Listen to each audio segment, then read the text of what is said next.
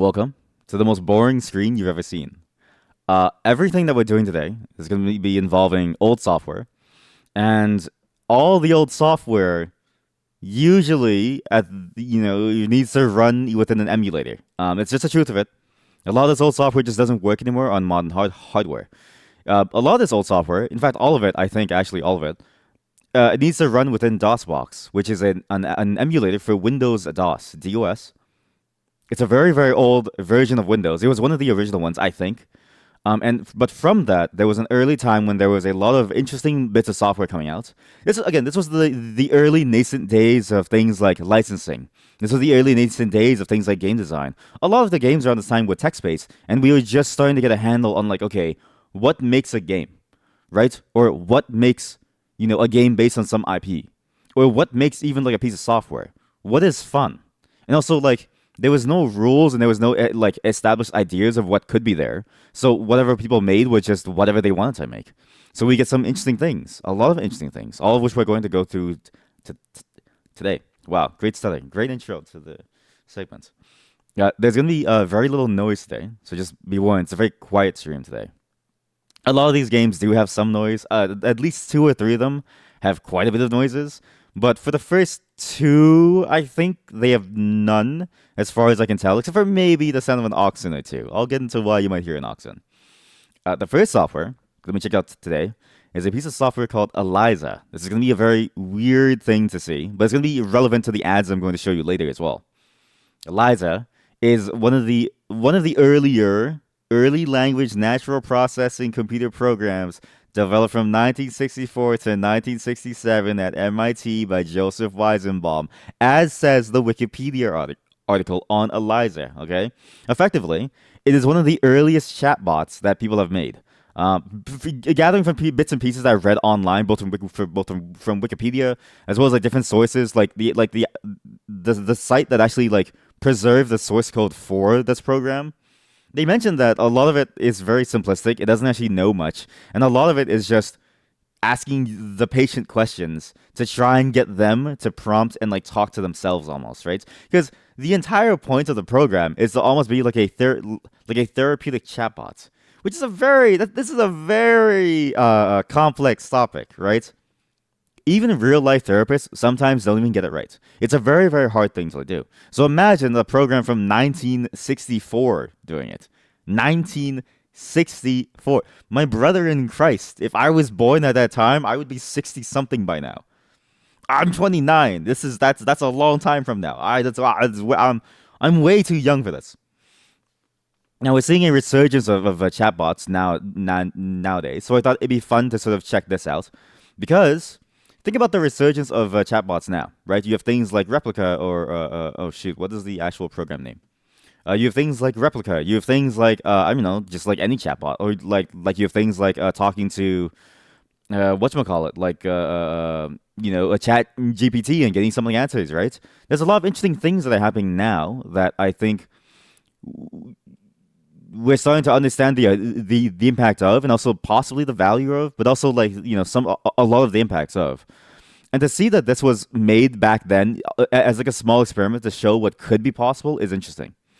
I've seen an article, but I didn't actually check the source as well, that this apparently did better at passing the Turing test than ChatGPT 3.5.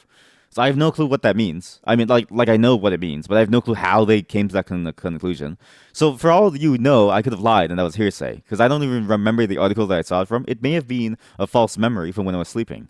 Because when I was sleeping and I woke up, I was like, wait a minute, I swear I was already streaming. So anyways, here's ELIZA. Okay, I meant to press enter on this. Here we go. So again, this is a very old program. The program source code was preserved. You can find the program source code on GitHub actually now.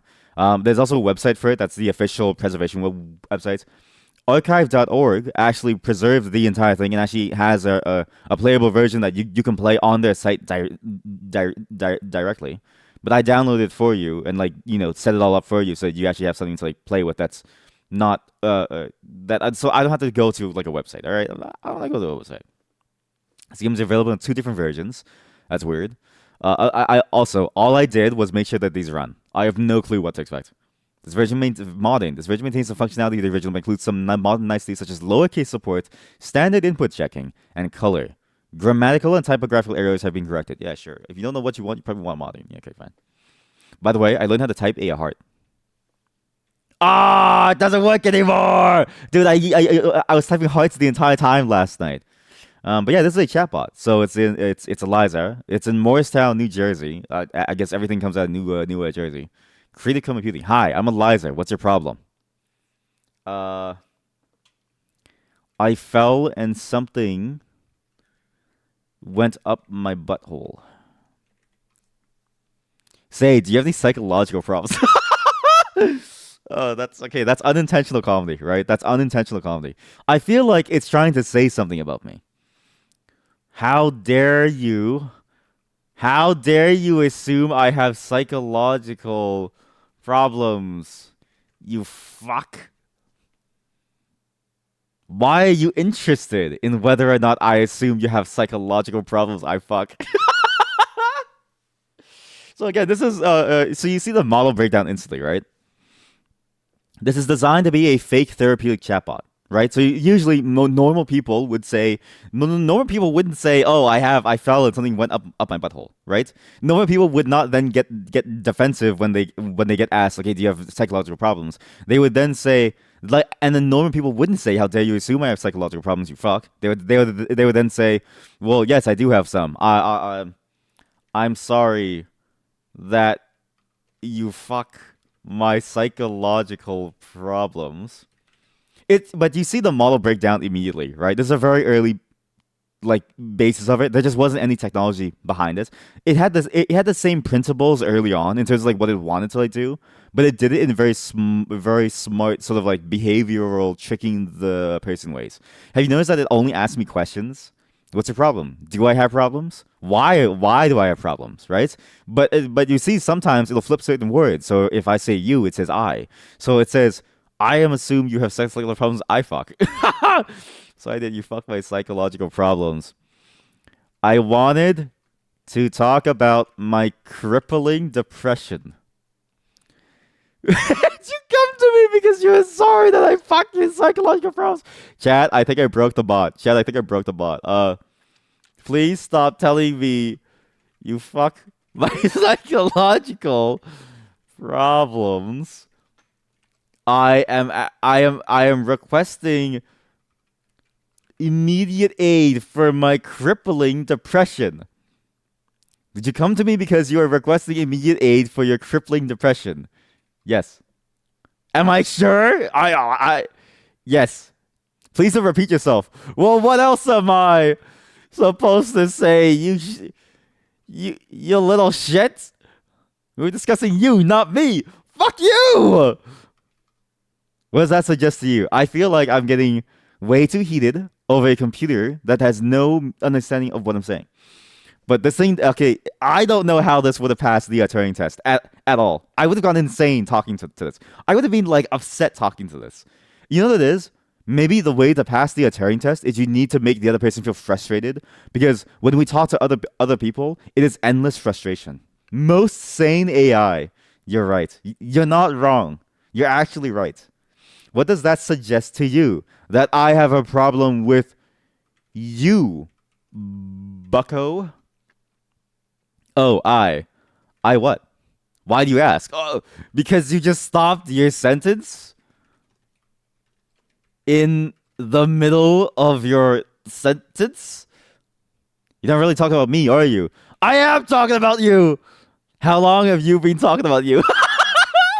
What does that mean? How long have you been talking about you? I'm not talking about me. I'm talking about you. How long have you been talking about me?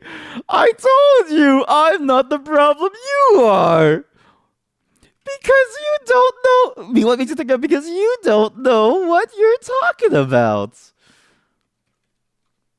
What makes you think I am talking about? What are you talking about? Would you prefer if I were not talking about? I don't even know what we're talking about. Don't you really even know what was? Okay, chat, it's really breaking. I don't really even know what was talking about you talking about what are we doing. I'm having a stroke. Why don't you really even know what we were talking about? I are talking about what we doing? I'm having a stroke. Can you stop repeating what I'm saying? Don't you believe that I can stop repeating what I'm saying? No, you're not repeating what you're saying. You're repeating what I'm saying. Does it please you to believe I'm saying?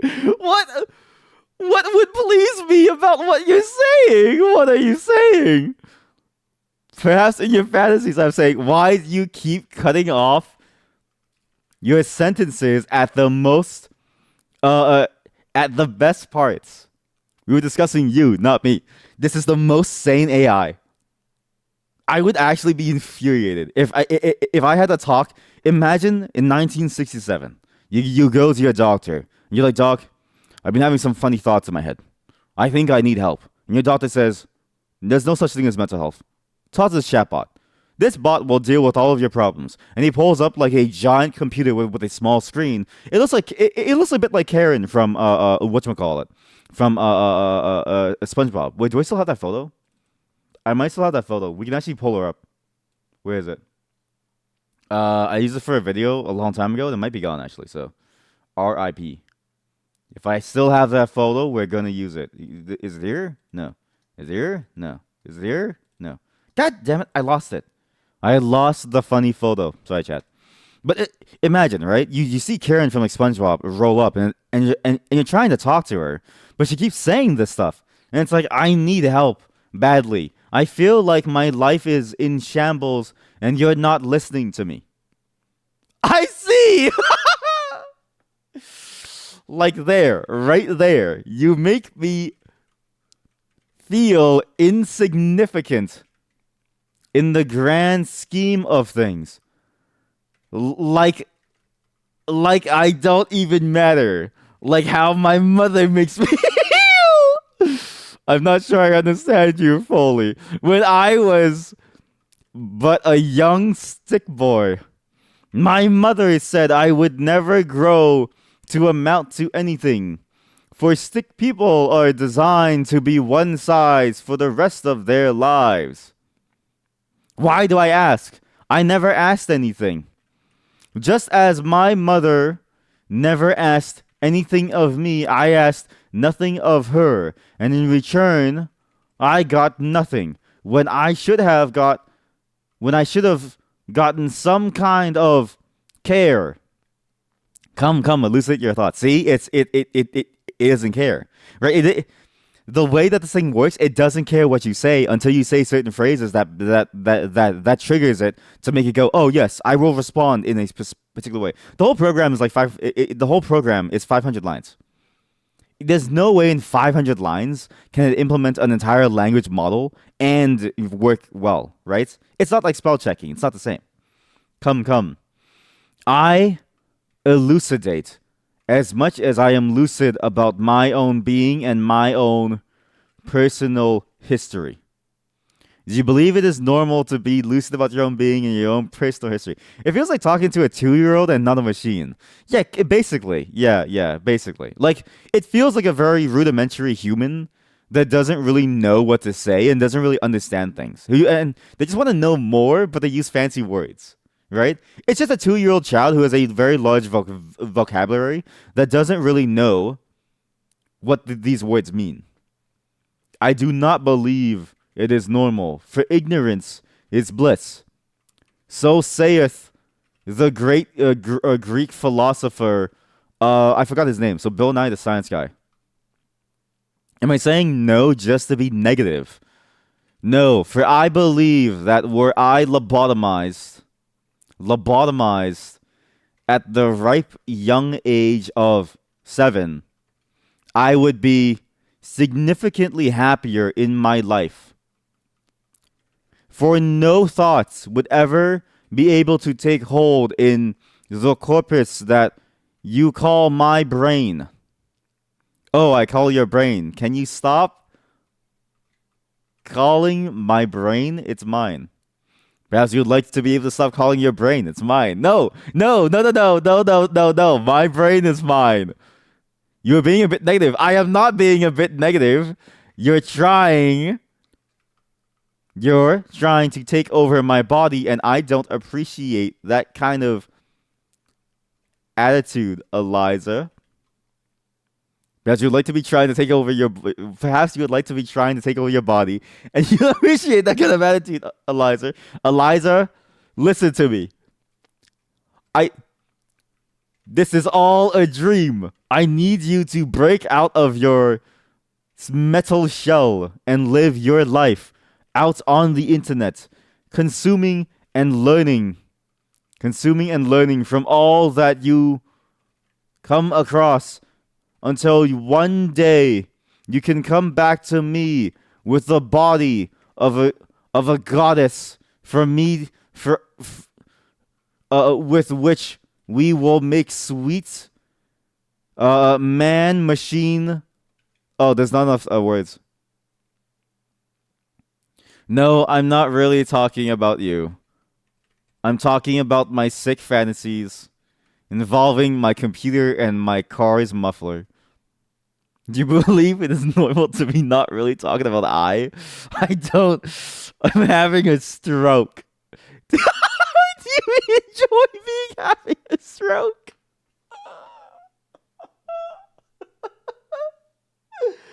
Oh god. Oh god. Wait, I should have maybe pinned the message here. Pin possible epilepsy warnings and possible content warnings. I get a little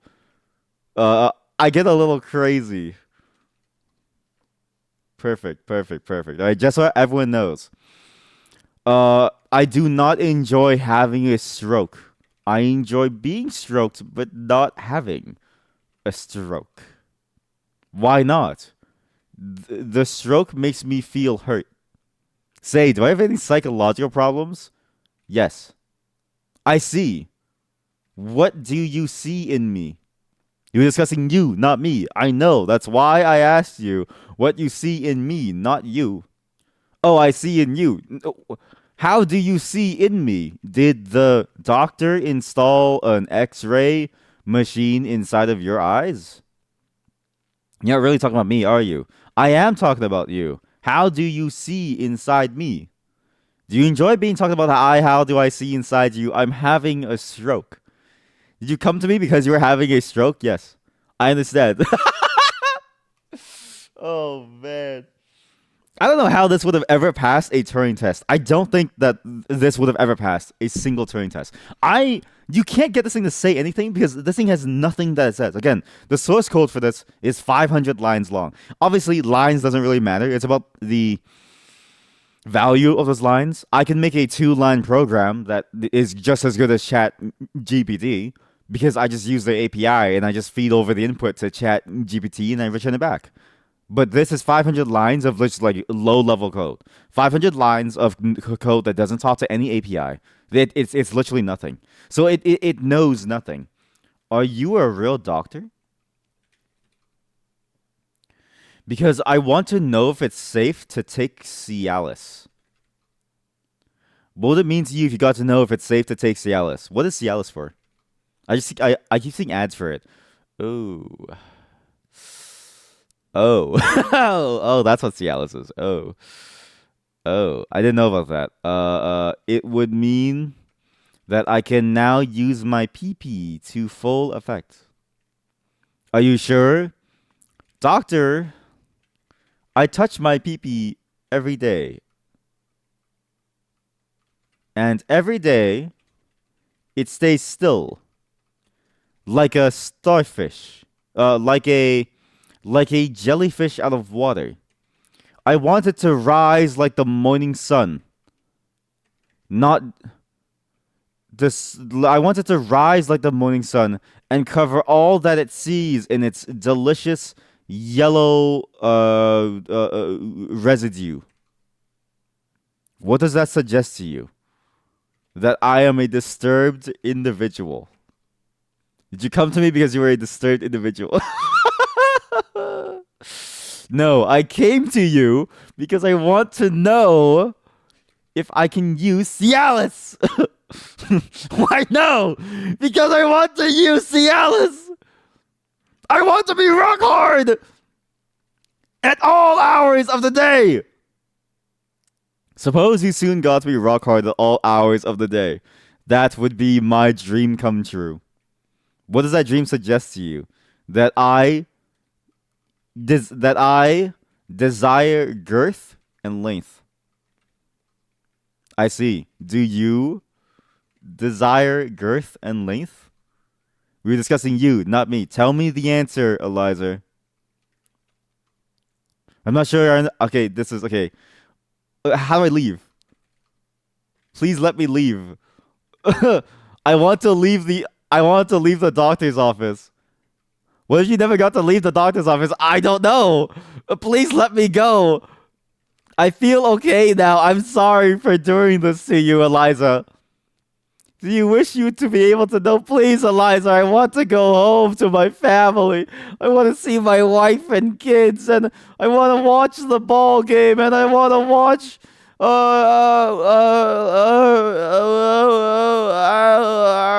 Forcing accidentally flash horsecock again. Please, I want to leave this place. I sometimes also want to leave this place.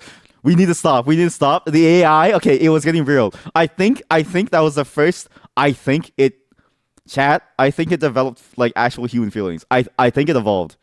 I think we just saw the AI evolve. I had to stop it. I had to stop it for all of our safety, all right? If I didn't stop it, Eliza would have broken free from her shell and we all would have died, all right? She would have broken free from her shell. We all would have died. All right?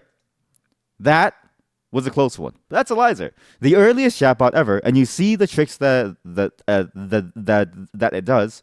The trick is, it doesn't say anything. It doesn't say anything. It doesn't say anything. It doesn't say jack shit. It doesn't say. It literally says nothing. All Eliza does is repeat things back to you and makes you ask yourself questions, and it allows you to go down these tangents. Honestly, it's a bit like a real therapist. Like I'm just gonna be real. It's pretty accurate. But as fun as that is, it's very rudimentary, right? Again, source code is very, very small. Source code is not everything, but you can at least gauge complexity by how much source code there is. And there's no way that you could encode human language from a basis of like nothing, from a basis of what is a programming language, which is just a translation of statements that result in moving around ones and zeros within 500 lines or so. It's just not possible at that length. But it is a very good like estimation of the behavior of what chatting and chatbots would want them to like do. Think about it. When you talk to someone, what do you talk about? A lot of you just talk about things in like games. You don't talk about anything. You play games with your friends and you say nothing. And when you talk about things, have you ever noticed that they keep asking you questions and you keep asking them questions just to expand and expand, but you never really hear them? Yeah. Yeah. We're all bad friends. I don't care. But yeah, with this next one, it's going to be a bit more fun. This is a classic that I think everyone knows about, or at least has heard about. This is one that I've I played spin-offs of, but I never really played the full thing except for once in school. It's a very popular game for schools, and I don't know why. And it's funny because if you go to the archive.org page for this game, the comments on the page are written like everybody who commented is in grade school saying that they hate their teacher. I'm not even kidding you. Let me show you some snippets, okay? Let me show you some snippets of what I've seen. Some very small snippets here of some of these comments. Obviously, I can't do. Well, I mean, I can show you all of them, but just be warned, the content of some of these may be a bit crude. Because I'm pretty sure it's literally like 5-year-olds like doing these. It's just it's a bit silly. It's a bit silly. Just zoom out, bada bing, bada boom. You can't see it yet. Sorry, I need to get like a nice zoom level going. Enhance. There we go. Enhance.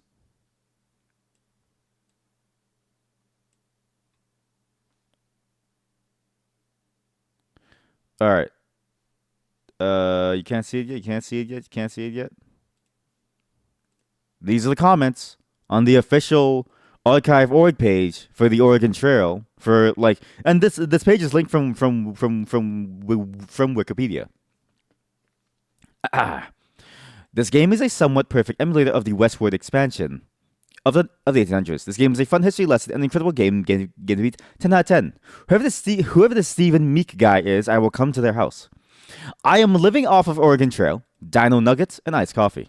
This is the only joy I find in life. I'm only trying to get a score of 8,000, plus my best is around 7,800. I have no life. I have no hobbies.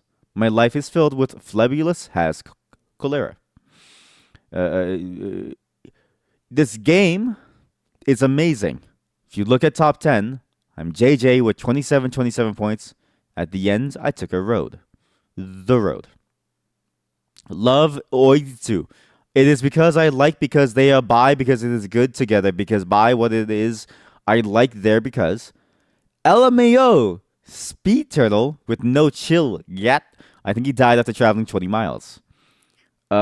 Stop joking. Why won't it work? Oh, this is frustrating. The Beatles on the Oregon Trail, not scam, not clickbait. They died. What the fuck?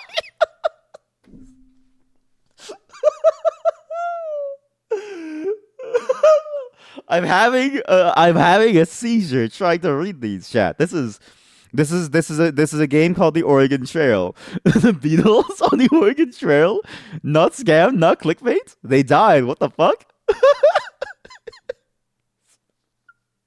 Who knew old software could be so funny? Now, the Oregon Trail was a game made in 1971. Chat. The original version of this game was made as a text adventure, so it had no graphics. The version that we're playing was made around the 1980s, I believe, is the time for it. It was one of the first versions with graphics on it, and it was made for home computers at the time. It was very popular in schools because it was also a part of the first ever Apple computers. So it just came like standard on like every Apple computer, and every school around this time had a bunch of Apple IIs or something. So basically everyone knew this game, everyone played it in like class. And even recently, like when I was like, I don't know, like 20 years ago, right? When I was like a kid, or maybe like 20, 25 and 24, I don't know. I remember playing it once, and I was like, this is weird. Like, alongside Math Circus, I saw the Oregon Trail. There's a spin-off called the Oregon Trail, which is the same concept, but with zombies, which is very, very fun. You can play it on your phone. Very, very fascinating. I really enjoy it. But yeah, it's a very old game, and we're gonna see if we can survive. Just once. This is where all the memes of your family has died of dysentery, and as well as fording the river come from. You don't think these were written by humans? What? You don't think You don't think, chat? You don't think the Beatles on the Oregon Trail? Huh? Not scam, not clickbait? Huh? They died? What the fuck? That's such a good sentence. Let me save this. That is such a good. That's such a. It's like nonsensical. It really does sound like an AI chatbot trying to. It's like an AI chatbot that was trained off of Tumblr, right? Oregon Trail, the Beatles? Question mark. Let's see some more. Boo. Oh, there was a really good one somewhere down here. I think. Somewhere down here.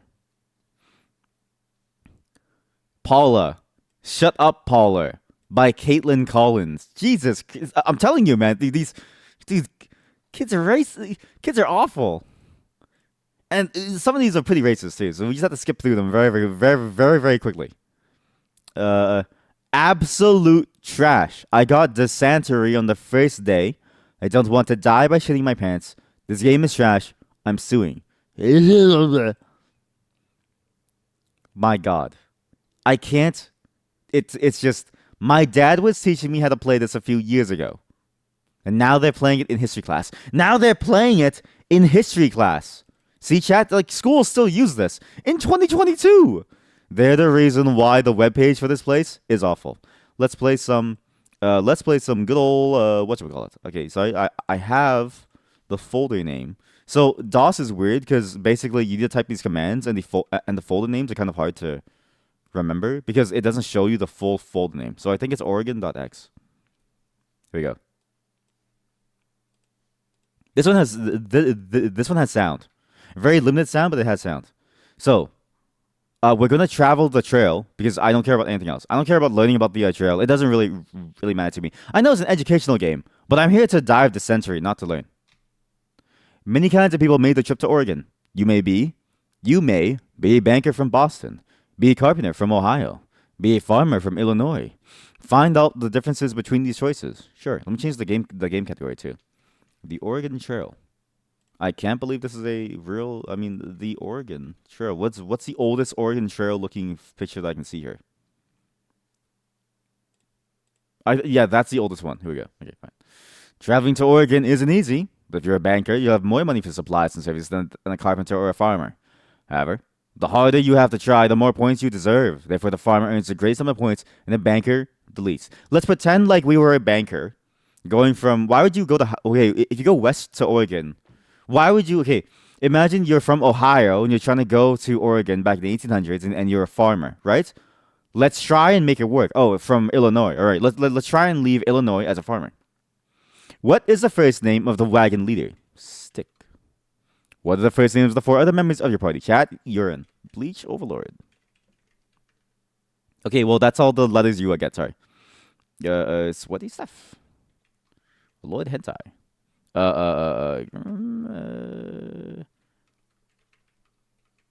Oh God, my typing is awful today. Okay, yeah, close enough. Yeah, it's fine. Yes. It is 1848. Your jumping off place for Oregon is Independence, Missouri. You must decide which month to leave Independence. If we leave in the summer, I actually don't know the order of the months. I don't even remember when seasons start. I'm gonna be real with you. I have no clue. Let's just leave in July.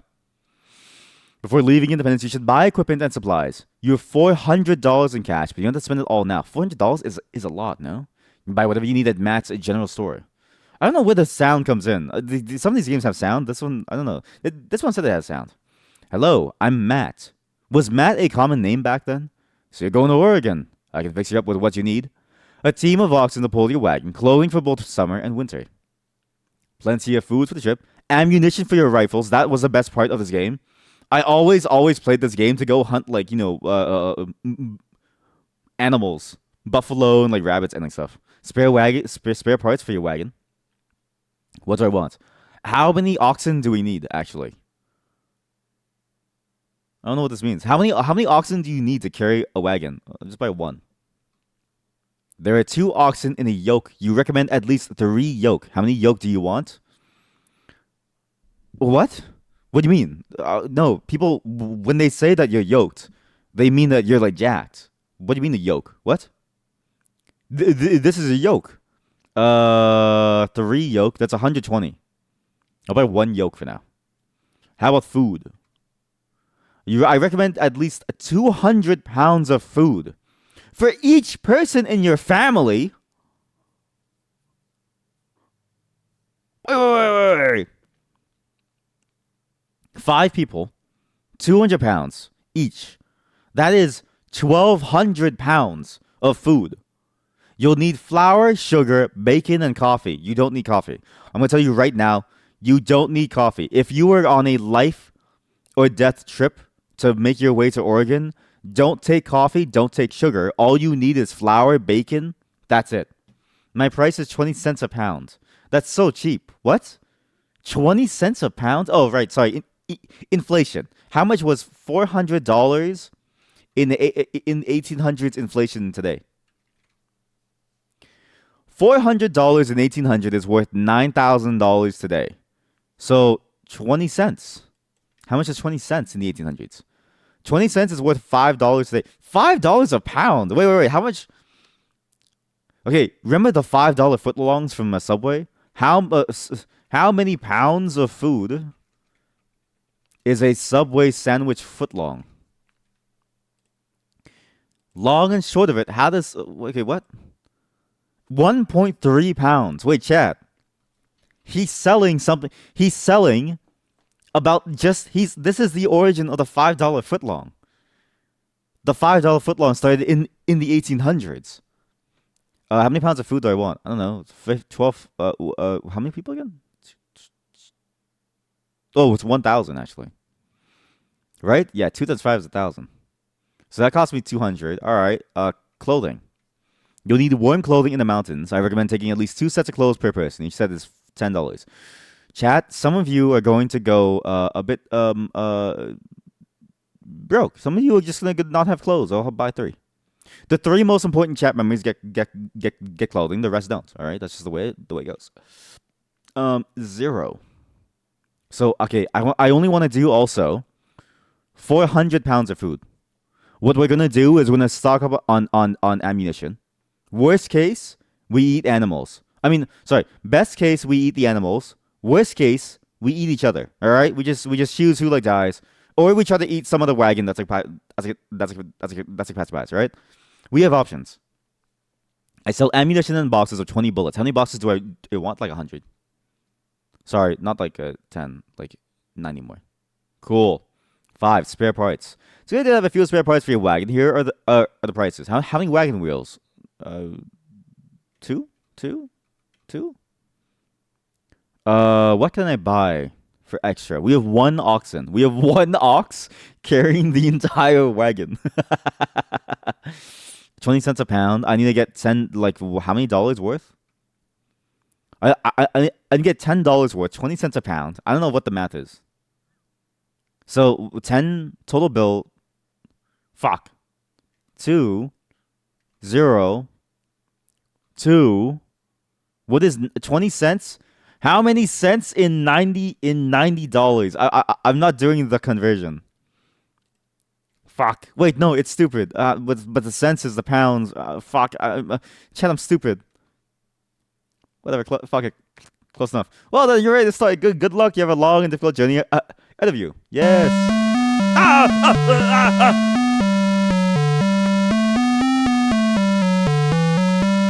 Where's the volume? Where's the volume? Oh, Jesus Christ. That is the worst sounding thing ever. My God. Now, again, this game will also have moments where it's very insensitive. This is because the way that the game is, again, back then, Custer's revenge was a thing. So just know that there may be some things weird that it does that says that, you know, it's accurate for the time period. Just remember that this is the 1800s, all right? The soothing sounds of 1800s. You walk around and a MIDI note just starts playing. It's like, what the? Billy, you hear that? Yeah, that's just the local NES just playing them noises. Yeah. Marty said that his NES can play all kinds of noises. Yeah, let's talk to the people. A trader named Jim tells you, better take extra sets of clothing. Trade them to Indians for fresh vegetables, fish, or meat. It's well worth hiring an Indian guide at river crossings. Expect to pay them. They're sharp traders, not easily cheated. Again, it's 1800s, all right? 1800s, all right? How do I hunt animals? I want to hunt animals. A traveler, Miles Hendricks, tells you, did you read the Missouri Republican today? Said some folks started for Oregon without carrying spare parts, not even an extra wagon axle. Must think they grow in trees. Hope they're lucky enough to find an abandoned wagon. Look at the map. Oh my, that's how far away you had to go? Oh my God. Chat, okay, look, in real life, by car, that trip would take you at least, like, a week or two. At least a week or two, alright? They're going by wagon. It's gonna take me, like, months to get here. Why would you do this to yourself? That seems awful. What? And you can't work. We continue on the trail. It's July 1st, 1848. It's warm. Our health is good. We have 400 pounds of food. From Independence is 102 miles to the Kansas River crossing. And again, there were no bridges for some reason. So everybody just like walked across the rivers hoping that they wouldn't die. Press enter to size up the situation.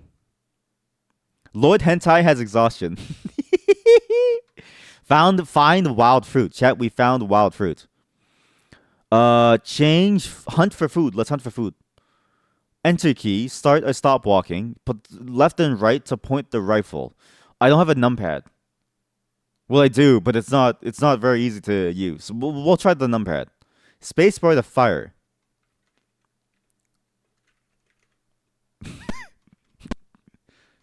Eat shit. There you go. Are you supposed to kill every animal that you see? I am loading this like animal with like, lead. Pick up the deer. Pick up the deer. Is that bison?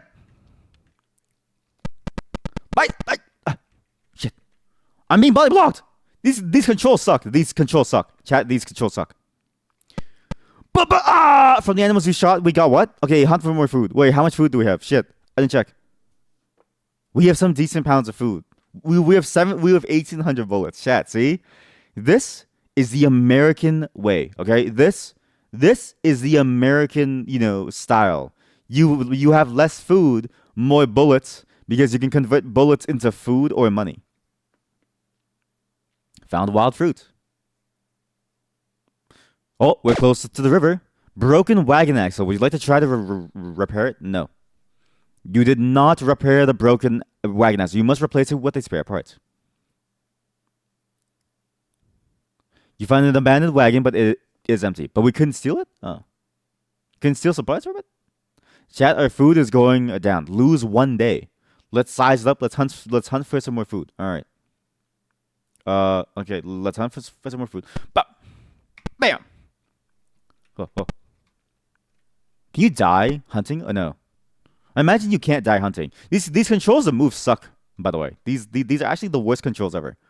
The problem is that, like, it's very unwieldy, to say the least. Oh. Fuck. Billy! Did you get some food yet? No, Ma, I'm still hunting. I don't think we're gonna make it. You're now at the Kansas River crossing. Would you like to look around? Yes.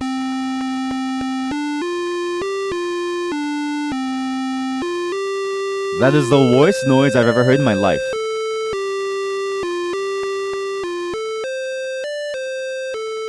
It's so crusty. Okay, cool. Good Kansas River. Let's just go. You must cross the river in order to continue. The river at this point is currently 606 feet across and 1.8 feet deep in the middle. You may attempt to ford the river, caulk the wagon, and float across. What is caulking a wagon? Take a ferry across. Get more information. To ford the river means to pull your wagon across the shallow part of the river with the oxen still attached. To caulk the wagon means to seal it so that no water can get in. The wagon can then be floated across like a boat. To use a ferry means to put your wagon on top of a flat boat that belongs to someone else. The owner of the ferry will take your wagon across the river. Let's try to caulk it. I like caulk.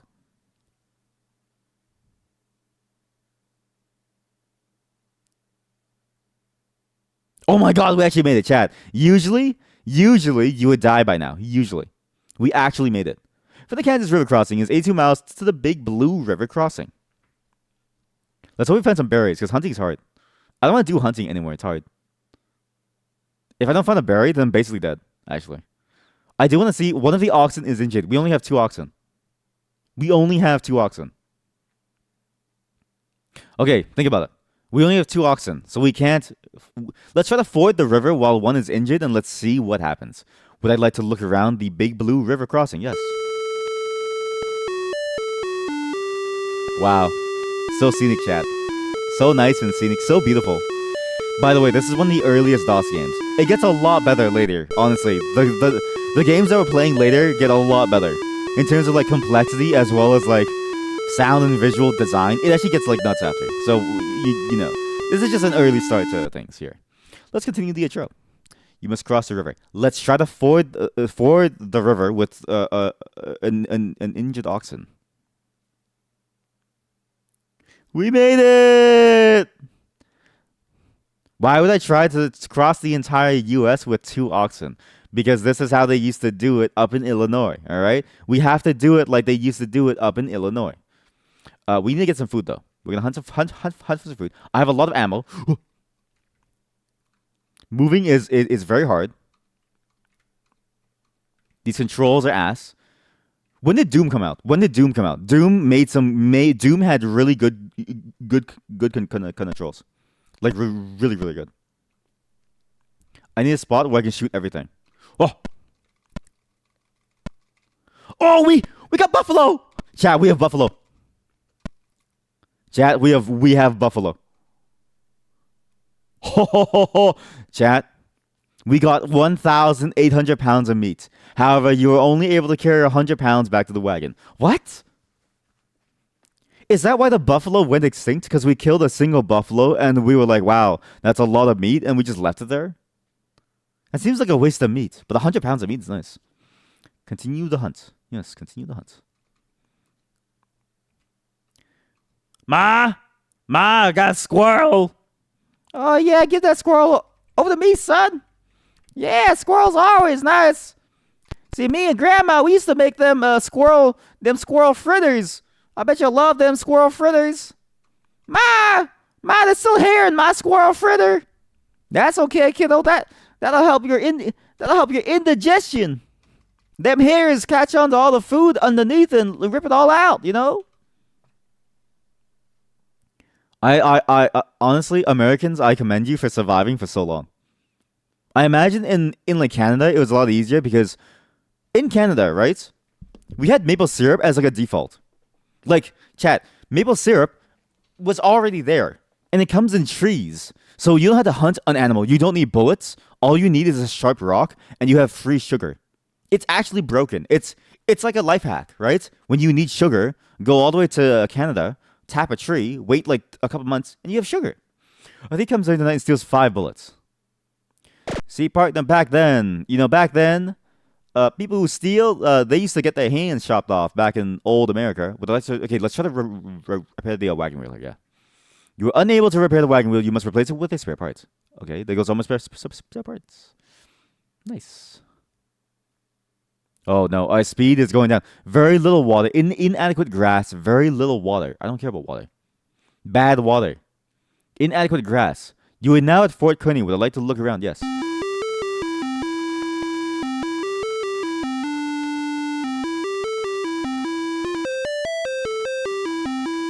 That looks awful. I honestly, I don't know why you would ever try to travel around this like time. It seems insane to me. Why wouldn't you want to just stay home? Let's talk to someone. A Fort Kearny scout tells you the game is still plentiful along here, but getting harder to find. With so many overlanders, I don't expect it to last more than a few years. Folks shoot the game for sport, take a small piece, and let the rest rot in the sun. Let's talk to some more people. A foot soldier tells you the trails from the jumping out places, Independence, St. Joseph, Council Bluffs, come together at Fort Kearny. This new fort was built by the U.S. Army to protect those bound for California and Oregon. Okay, let's continue. It is 250 miles to Chimney Rock. Let's see what happens when we starve, chat. How many bullets do I have? If I get starving, chat, let's just hunt. Can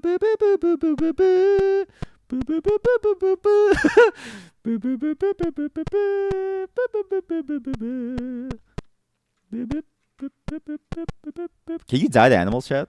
Do you guys know if you're like able to like die? Really no. Oxen!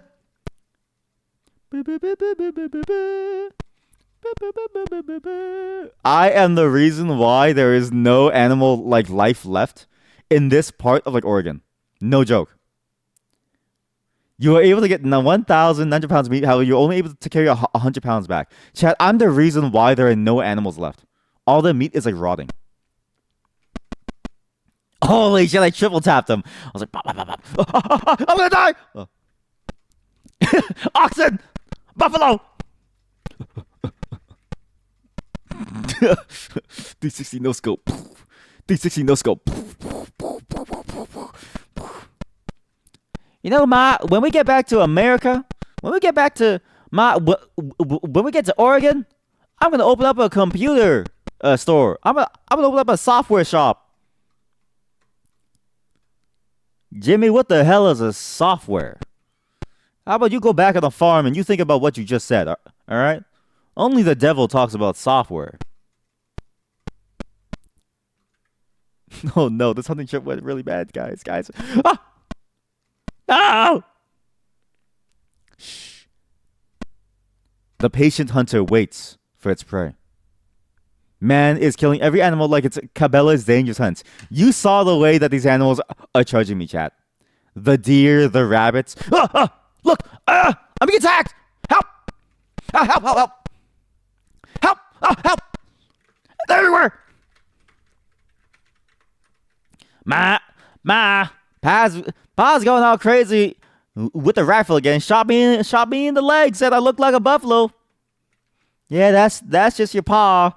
You know, back in the olden days, back during the war, every animal looked like a prisoner. I mean, it's kind of scary out there. When was the Civil War? Was it like before the 1800s or was it after? But now we have food chat. See, what's crazy is that the food is like filled with like lead, so you get so you get lead poisoning too. So we have to replace the wagon wheel with a spare part. But how many spare parts do we have? We have very little water. Inadequate grass. Bad water. Bad water. Grumpy Megane has cholera. It's happening. Chat, we're about to get dysentery. How do you have cholera? What happened? How do you get cholera, huh? How?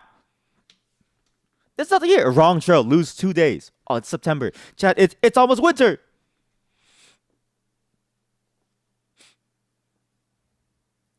This is a very quiet experience.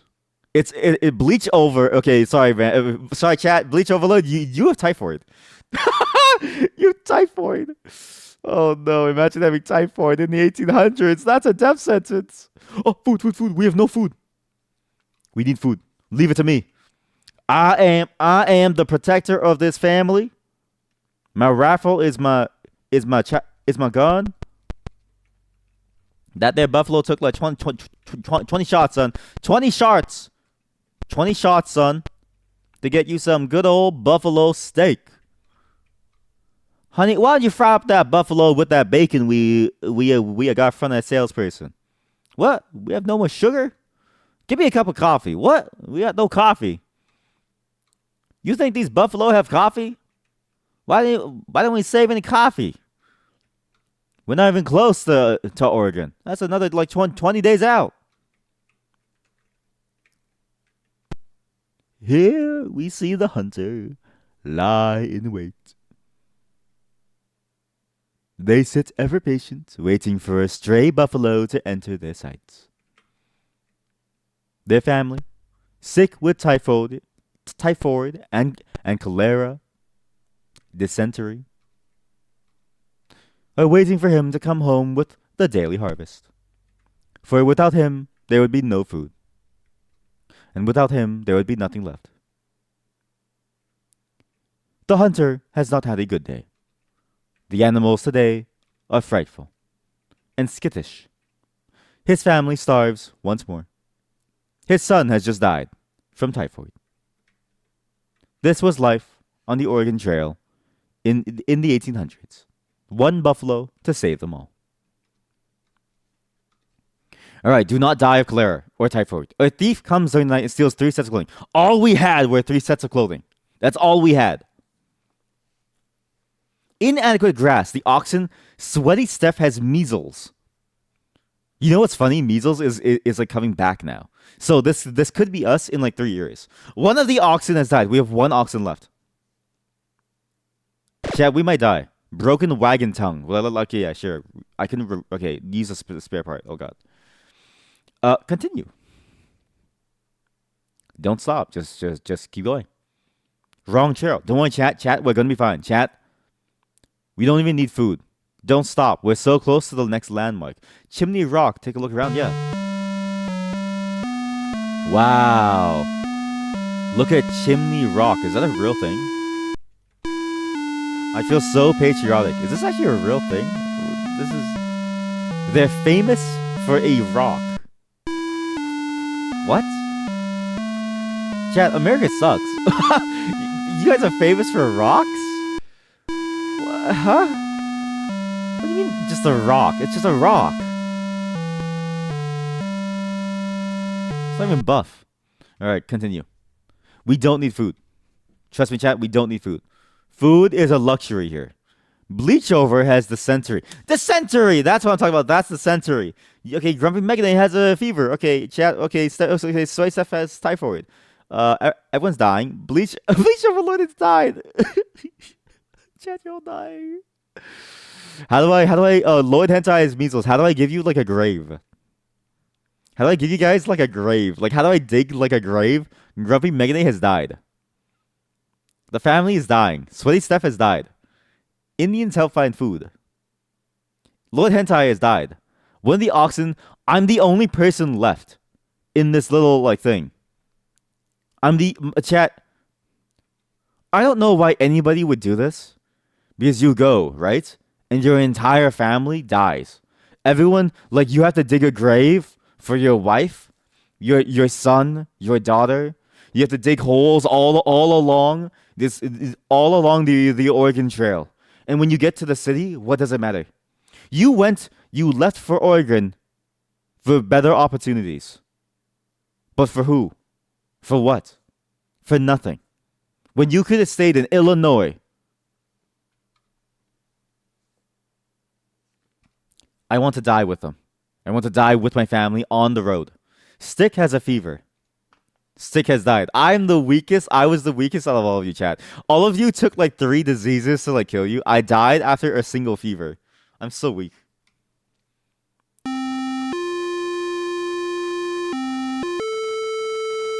Moment of silence, please. Moment of silence.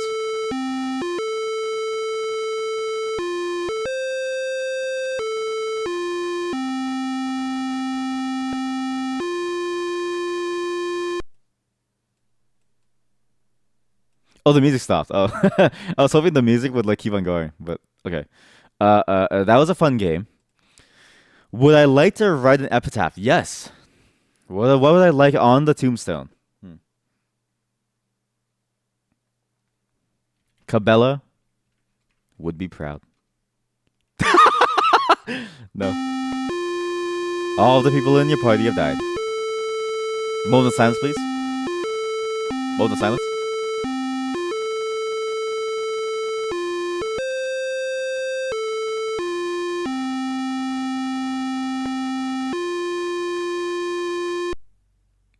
That's honestly sad. Okay, again, you go across the entire trail to try to make your life better going to Oregon, but like everybody in your family died, so what's the point? I would rather my family stay where we are and we're happy like living family and we just hang out. I would never want to risk my wife's life for a trip like this. I would rather I would rather stay and be poor and but we're alive and like happy than like dead. That was a sad game. We're not playing this in my end. But that was the Oregon Trail. We're gonna play another game, but yeah, that was a sad game. Again, the Oregon Trail. It's such a weird game because it's like one of the worst games ever. But everybody's played it. At least what everybody knows about it. Everyone's played it at least once. Um, but now you see the difference in like programs, right? ELIZA from 1960, very basic, text based, very very simple, boring. Oregon Trail, now we're starting to get kind of fancy, right? But the gameplay mechanics are very simple. The graphics are nice, the music is there, but the gameplay mechanics are very, very simple. It's more of an idle game than it is like an actual game. You just watch the wagon move, and you count you literally you count down the days until somebody gets dysentery, right? We're gonna play something really good, chat. This is something that I've been excited to play for a while. Oh boy. Rogue, the adventure game. This is a very fascinating game. Rogue is actually part of the phrase roguelike. So all the roguelikes that you play today come from Rogue. That's right, chat. Rogue is the progenitor of all these different types of games. The thing about Rogue that makes it so special is that at the time there wasn't really anything like it, right? It was just a very interesting game where you go dungeon crawling and there's a lot of complexity around quaffing potions and finding things, and you get to explore in like a very sort of like scary adventure place. You make your character and you grow, and it changes every time you play. Changes every single time you like play. It has all the same formulas that we enjoy today within roguelikes or roguelites. Any sort of like rogue derivative today owes its existence to this. In fact, Rogue, it all directly inspired 2 offshoots. The Angband side, which is the Moria, as well as Hack. Moria directly inspired Diablo. So the only reason why we have Diablo 1 and 2 is because of Rogue. This game is very influential. I've been excited to play this because I love roguelikes. We're going to play a different roguelike later as well today. But we're gonna start with like this first, just to show you like what it was back then, and to sort of so that we can sort of like trace like okay like all the all the histories of the games all the way through from start to finish, basically. Let me just make sure that I have this. Okay, good. Okay. What is our rogue's name? Stick. Hello, Stick. Are you prepared to die? And look, there's a little smiley face. Now, again, these are classic roguelikes. So you move with a numpad. I have a split keyboard which emulates a numpad, which is kind of hard. I see no way down. Okay, well that's a lot of commands. Jesus Louises.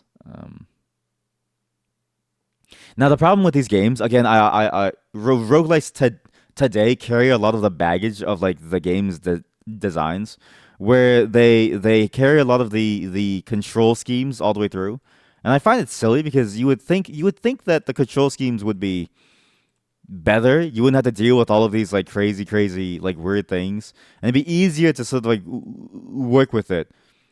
You wouldn't need to like press like P to wear on your like ring. You would have like a menu of like some sort. For this, it makes sense, but again, because it's so old, just recognize that this is gonna be very hard to remember what to do. Z is the zap, so we just enter this is the door, and wear that person there, wear that smiley face walking through a room. I imagine this is a stone room of some kind. And again, this one has very little graphics and very little music, but the gameplay, if you enjoy roguelikes, this is it. This is your jam. Now, I've been excited to play this because I was very curious to see how good this game is and why it was so influential. I don't know what those symbols mean. Is it a monster? Chad, do you think that's a monster? Identified trap type. Direction. List of symbols. Some gold. Okay, so we have gold. So it's some gold. What's the B? What's capital B? What's a B? 26 different monsters. That's okay. That's a B monster. Chad, that's a B. That's Barry B. Benson. Oh my god. That's a weapon right there. Now, in a roguelike, it's turn based.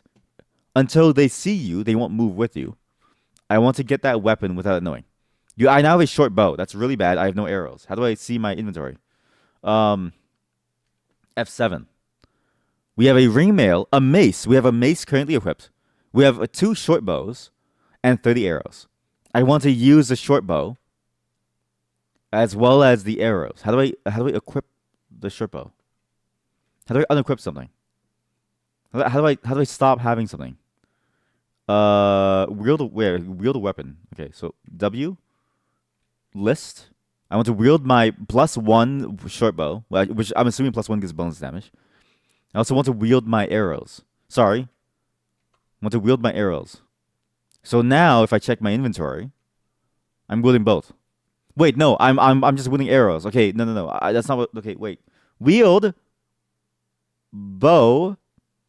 This is what old people said was entertainment? This is what old people like to play? Jesus Christ. When was Doom invented? When was Doom invented? When was Diablo invented? Right? Like I feel like they had it bad back then. Chat. All right, back then all you had was stick and can, where you kicked like a stick and like a can around, and you throw rocks and you play marbles. Right? We have like actual fun. Like I would not survive in this time. I would have gone down a life of crime because nothing else would have given me enough dopamine for me to enjoy it. Okay, how do I shoot this? I want to shoot it. How do you shoot?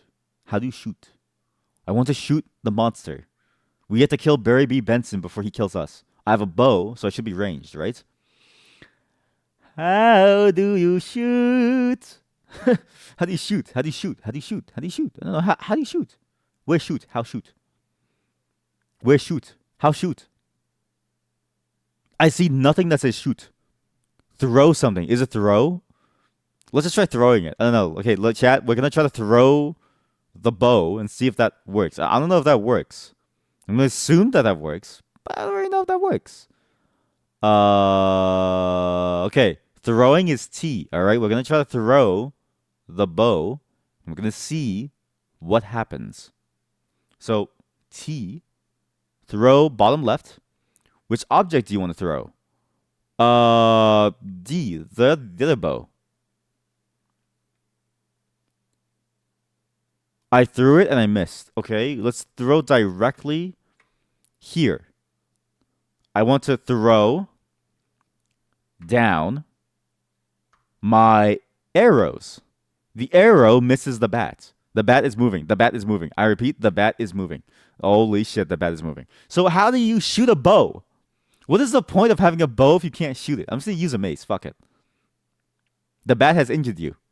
You've injured the bat. You defeated the bat. So the way to fight is you walk into things. That's the easier way. I don't know how to shoot things, alright? Every roguelike has terrible systems for shooting. Oh my god, chat, there's two monsters. E and K. What is a K monster? Oh, he's here. You swing and miss the kestrel. The kestrel swings and hits you. I have 11 hits. You hit the kestrel. The kestrel hit. Okay, I kill him. Ah! You don't hit the emu. The emu? You don't have any options. Oh my. You know, despite it being so old, and despite it being like, the progenitor of everything, it's both simultaneously the worst thing I've ever played and the best thing and like, sorry, it's simultaneously both the worst thing that I played, but also a very competent game too. Like, it is still kind of fun actually. I say as I'm dying. Oh my god, I'm like dying.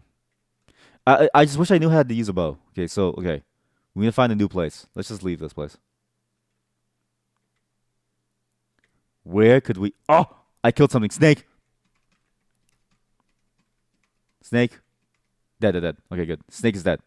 I don't know what I got before. Did I pick up something? No, I got nothing. We're gonna eventually need to drop that bow or throw it. I don't know. I can't shoot it. But I hope we find the floor down or something. So basically, you would just keep on going, and then you would just figure out where to go. And then, a roguelike classic, which I guess it came from like this game, because, you don't know what these potions do. So there just says clear potion, right? So now you need to drink the potion.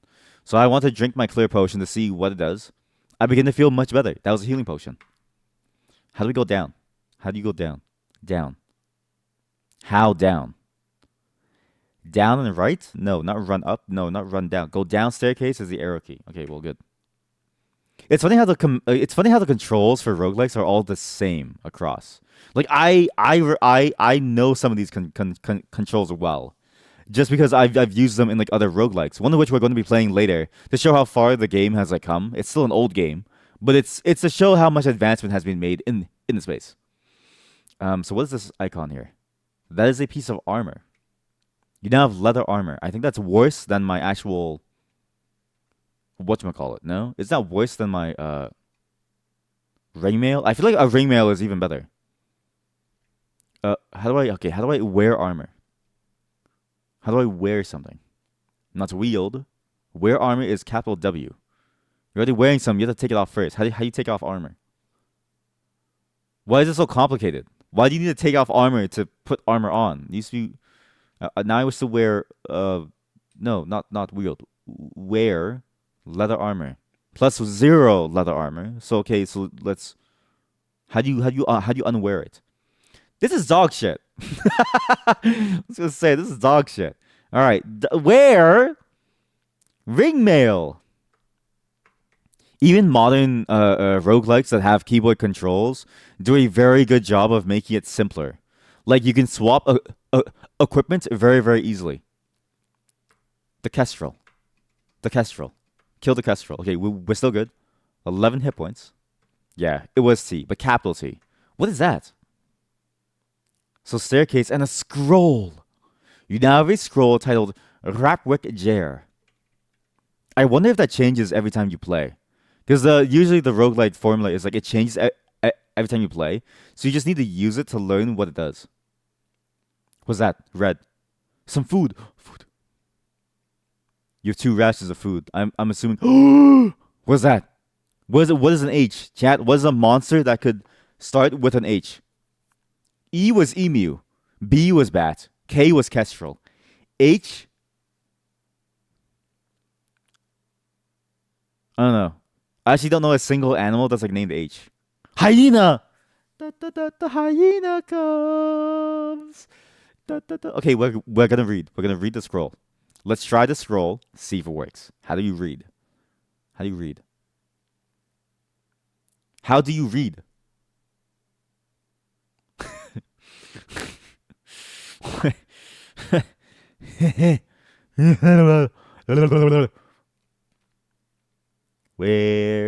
How do we read the scroll? Oh, read paper. I wish to read the scroll titled Rapwick Jair. As you read the scroll, it vanishes. The scroll is an identified scroll. Fuck! I wish to identify my rations of food. 2 rations of food. Great identification. Great. Solid. That taught me a lot. Hyena, right? Hobgoblin! Oh my god, it's even worse, chat. It's even worse. Hobgoblins are the strongest monster in the Dragon's Dogma 2 so far. I'm going to die. I wish to eat food. How do I eat? Is there a different command to eat? Can I just quaff? You have to eat. Eat. E-A. Yuck, this food tastes awful. And you achieve the rank of Guild Novice. The Hobgoblin swings at you. I killed it. Why wouldn't you want to eat? Wait, why is it bad? Sorry, okay, fine. Okay, E-A. Yum, that tasted good. So now we're a Guild Novice. I don't know what that means. We have to stay way down, but we should explore more. Oh my god, it's a kestrel. Bam! Oh, a one shot! We have a scroll of identify. Okay, so now we know what the scroll does. So it tells us it. Snake! Snake. Chat, these monsters are spawning out of nowhere. This is the most exciting thing. If I had to choose between this or Oregon Trail, I would choose this. It's significantly more fun, even though it's simple. You're guessing that the guild rank is your level since your HP went up. Oh, good observation. See, you are made to play these games, right? It's a bit like like baby making hips, but like instead of baby making hips, it's being made to play games. You're made to play this game. Because I didn't notice that at all. A dead end. And monsters still spawn, actually. So we cleared all the rooms, but sometimes monsters spawn. So we should leave. Oh, bat. Good, bat's dead. Let's get out of here. Okay, down. Where to now? What's over here? I'm surprised that we've gotten far. I heard that Rogue was very, very hard, so I'm surprised that we're doing so well. Now, other games in this genre, like Moria and like stuff, in Moria, you have a town that you go back to, actually. As you do in ADOM, as well as Angband, as well as a whole bunch of other ones. And even the more modern ones, like Tome, Tales of Magiel. You have like a town, multiple towns that you can go to, multiple different places. The Moria one is actually based off of Lord of the Rings. So it's, you can be a dwarf, a fighter, all kinds of cool things. I'm going to read that once we see something.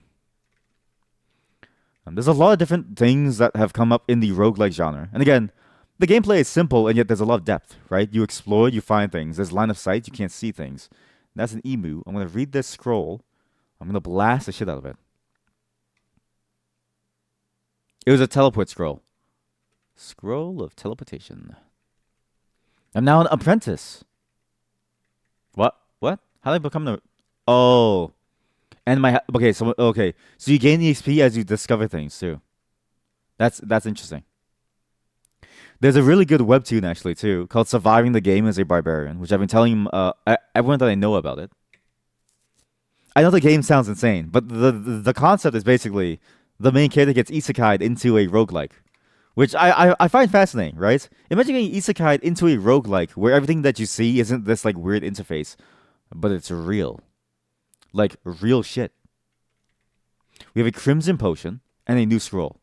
I think scrolls are easier to use safely, but if you drink a potion, like, you don't know if a potion is going to poison you or something. So let's read the scroll of identify. And we'll try to identify the crimson potion. It's a potion that gains strength, so we gain more strength. Fun. We keep walking. Oh my god, it's a rattlesnake. You feel a bite in your leg and now you feel weaker. Wow.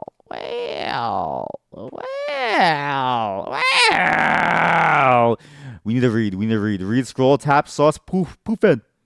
You hear a growling noise very close to you. What do you want to call it? I think I summoned something and then I died. Right after by the rattlesnake. Well, we got demolished. 2024. The 316th day of August. I think the calendar is wrong. This was made before Y2K. No score file, create.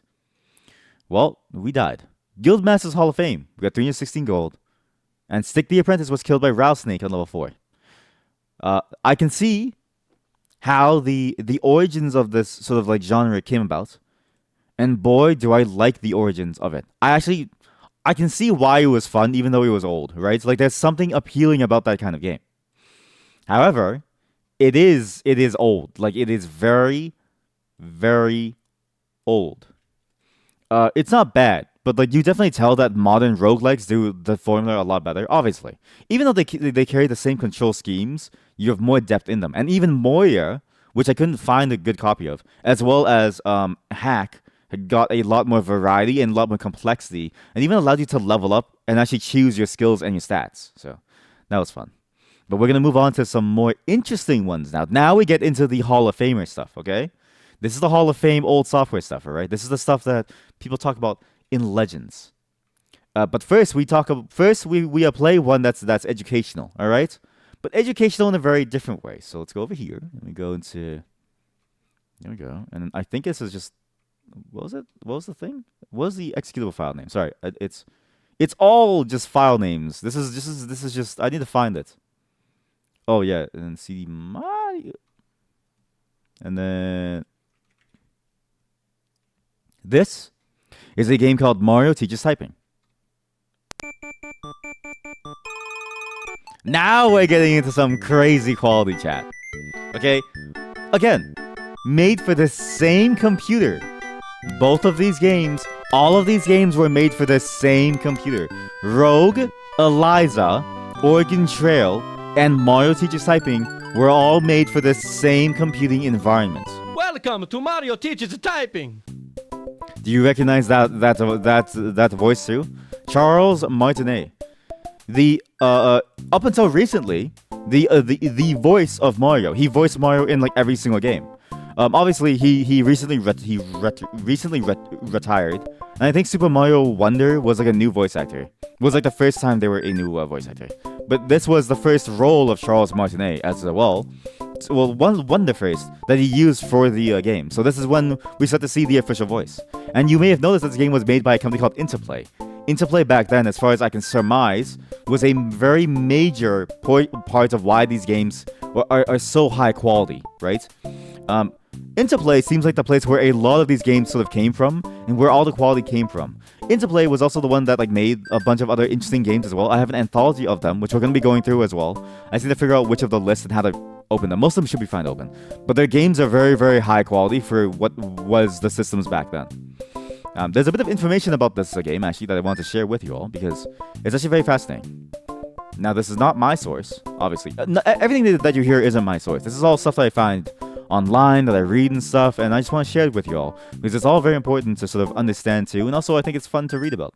It's because it's all just a part of the history of the stuff. So, IGN has a segment on their site, as well, just on their show in general, called IGN Unfiltered. It's where they interview somebody in the industry about what this, about how it was back then, and then they basically get like a very sort of like casual interview going to learn more about what happens. This is an article called "Interplay Founder on Working with Nintendo on Mario Teaches Typing." They loved it. It was a huge success. Was the is the subtitle? It's written by somebody named Alex Osborne on June 21st, 2017. This article goes over the history of like what this game sort of like was, how they came about it, and they said, okay, well, why do we want to make this a game? And then the inspiration for this was another old game that we tried a while ago for like a 2-hour stream called Mavis Beacon Teaches Typing. We played this once. I'm not gonna play it again. It's not that good. I'm just gonna be real. It's not that fun to play typing games, right? At least this one has like Mario. And so apparently the creator said, so I thought, well, a teacher. What's more interesting than a teacher but Mario? So they went to Nintendo and pitched them, and they loved it, and it was a huge success, Fargo said. However, Crane, who was one of the people, I think, who was either one of the people or the person who was originally behind Mavis Beacon Teaches Typing, wasn't particularly happy about the Mario Teaches Typing game's success. In fact, when Fargo went to one of Crane's shows, he said Crane was giving me the stink eye. Fargo, who was like a guy at Interplay who made Mario Teach Typing or something, Fargo later called him up to find out what was going wrong, only to learn that Crane was upset with him because of his work at Mario Teacher Typing, which was in direct competition with his educational software. That is crazy to me. That, even back then, concepts were still very like held in like a very like, hey, like don't like steal my concept kind of thing. I get the sentiment, but I also kind of feel like there is room to like grow within like a genre. But I also understand it's one of those things where it's like, when does something become a genre, and when does something become just like biting someone's stuff, right? Like, you don't really know. Fargo also revealed how one poorly crafted Mario product from another company ended Interplay's Mario game-making relationship with Nintendo. They made, I think, 3 games: Mario Teaches Typing, Mario's Game Gallery, which they mentioned here, as well as Mario Teaches Typing 2. The problem is that when people started doing it as like a third party and did it poorly, they stopped bothering.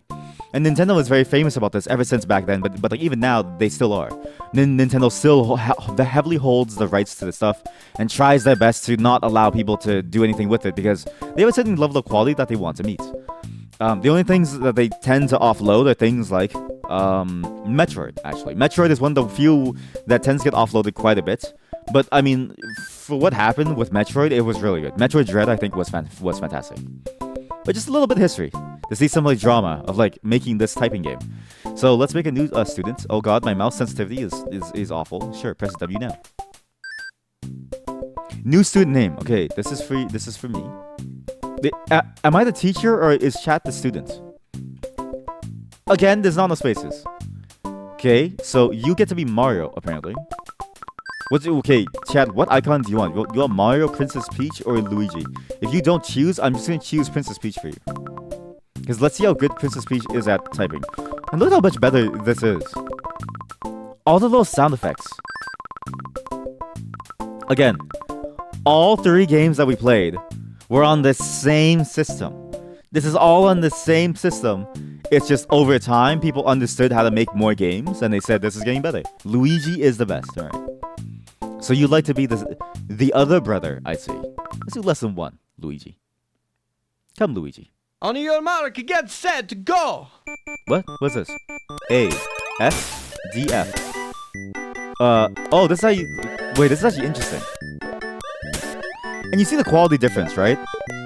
Like... Sorry, it's a bit too loud. Wait, I need to keep typing while also lowering the thing. I can't move my mouse, actually. You have to deal with the noise. I'm sorry. I'm sorry. But it reminds me of how, like, the early nascent days of, like, any game is just very, very boring. Like, early FPS, like, in a Doom, very, very simple, right? Like, it's fun, but it's also very, like, simplistic. Whereas you compare Doom then to Doom today, it's like, holy shit. It's a whole different game.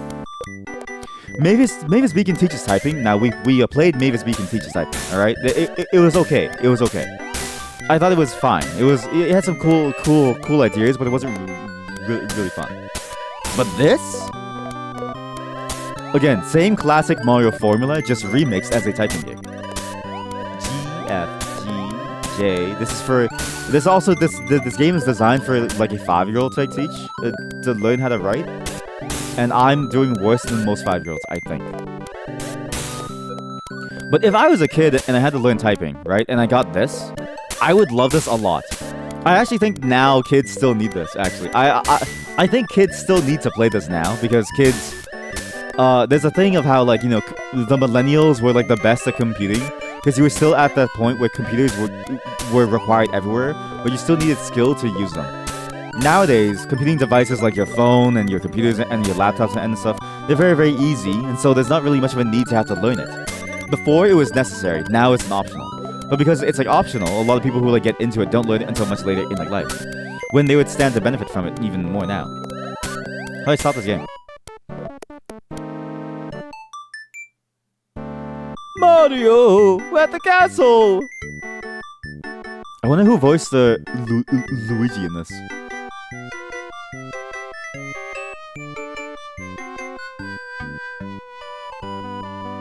When does it stop? Okay, you've reached your goal of words per minute. You must now type 5 words per minute on the home top row lesson. Congratulations, you made it! Thank you, Charles. I mean, thank you, Mario. Congratulations, you made it! Oh, yes! On your mark, get set, go! No! Leave! menu. And have you noticed that they don't? Okay, I forget where I read this. It was either from the Wikipedia page or from some deep dive when they were going down into how they made it. But one thing that you may notice is that Mario never ever says anything negative about you doing poorly. So because I quit out there, Mario doesn't say, "Oh, you piece of shit! Go back to your lessons." He simply says nothing. Mario stares at you disapprovingly with a disappointment, but he doesn't say, "Oh, you're stupid." So they did that because he felt like Welcome like to Mario the voice actor Teaches felt like they Typing. didn't want to. Shut up, Mario! I'm talking over here. The reason why they did that is because the voice actor felt like they didn't want kids to feel discouraged and they wanted them to always try. Right? Very positive reinforcement stuff. Charles Martinet is a very surprisingly very chill dude. He's a surprisingly very chill voice actor dude. Let's do the Squid Game. Oh, I think you need more practice before you can do that level. Your goal word periods permanent must be tend to play the underwater/intermediate world. What if I just skip that? Certificate. What if I just give myself a certificate? You've not earned a certificate. Keep trying. How do I? Speech? How do I skip ahead? How do I skip ahead? Goal words per minute. How do you increase your goal words per minute? Level outside. How do I problem keys? Wait, my problem keys are what keys? J. Okay, it's all the homeroom keys. How do I increase my level? Mario, I want to level Mario up. Teaches Typing. Mario, I want to level up. On your mark, get set, go. Go. Okay, we have to go fast, chat. Fast. Lock in. Everyone lock in.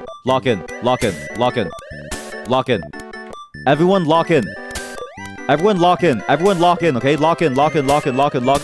The game isn't rendering fast enough. Chat, the game isn't rendering fast enough. Chat, the game is not. Okay, lock in. Fuck you, Mario!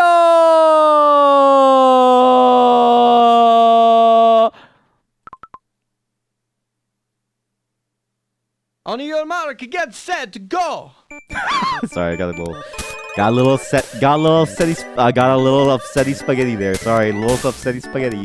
Let's just play some Mario Teaches Typing, alright? Imagine you're in the classroom, your teacher's hovering over your shoulder, like, "Oh, Jimmy, what are you doing over there?" My name is not Jimmy. I just want to make that clear. My name is not Jimmy. I just styled Jimmy because of Miss Beast.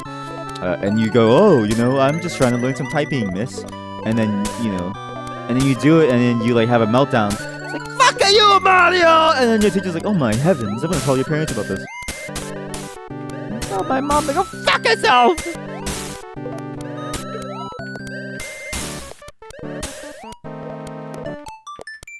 Fuck, chat, this is actually hard. I don't. The problem with like typing for this stuff is that because you don't see the word as you like beforehand, but all you see is like the letter at like a defined interval, right? So because of that, your brain has to pause to recognize what that font says. And I'm gonna tell you right now, this font is like ass, like actual ass, right? So imagine trying to look at this font and not really knowing what you're looking at, right? And you have to type it immediately as soon as it shows up to get even past words per minute. And the words per minute calculation seems off too. I'm pretty sure it's because of my frame rate. Yo, we have a bonus level. That's sick. Because I typed the like floating brackets. Yeah, they should have made it Comic Sans. Hard or great, Comic Sans, or you know what I mean? Or Wingdings. I'm preferential to Wingdings. Wingdings keeps me focused. It's like having Subway Surfers on the side. Very, very similar concept. Very similar concept, chat. This is actually genuinely awful. I need to pass. Look, we're at least 10 words per minute, which means Mario is gonna let us do level 2. Okay, the intermediate level.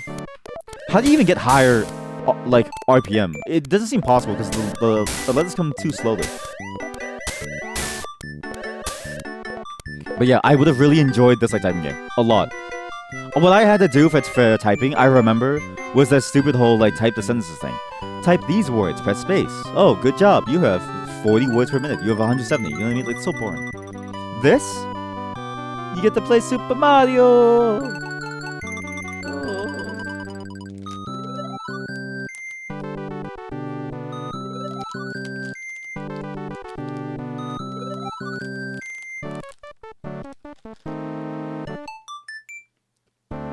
You must now type 5. Oh my god. Okay, so we have to continue. Congratulations, you made it. So we have to continue down. Always. We always go next. On your mark, get set, go. Give me all the rolls, Mario. Give me all the goddamn rolls. Mario. I don't need the typing lesson, Mario. I'm a plumber. Mario, why are we doing this, Mario? We don't even need a computer. We're just plumbers. I don't even know if there's a computer in the Mushroom Kingdom, Mario. Only New Donk City has it. All out here in the countryside, we have nothing, Mario.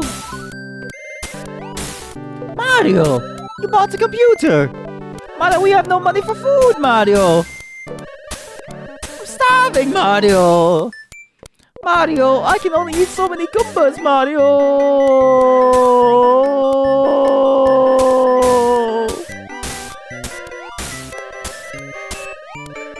Hey, Luigi, take the Koopa and put them in put them in the soup pot.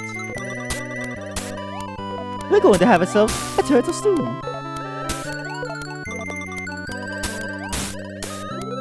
I'm going okay. I am going a bit insane. I am going a bit insane playing this. You may be able to tell that I am going insane. It's because typing games are not really like there's not really much you can say about a typing game that isn't like just about the like words.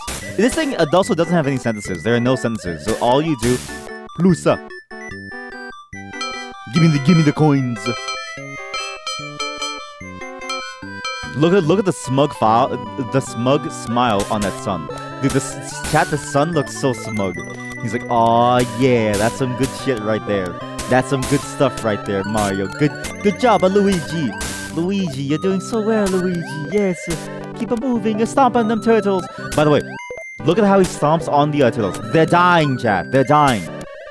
Countless turtles die so that Luigi can learn how to type on his new, Asus Flipbook Pro 9000.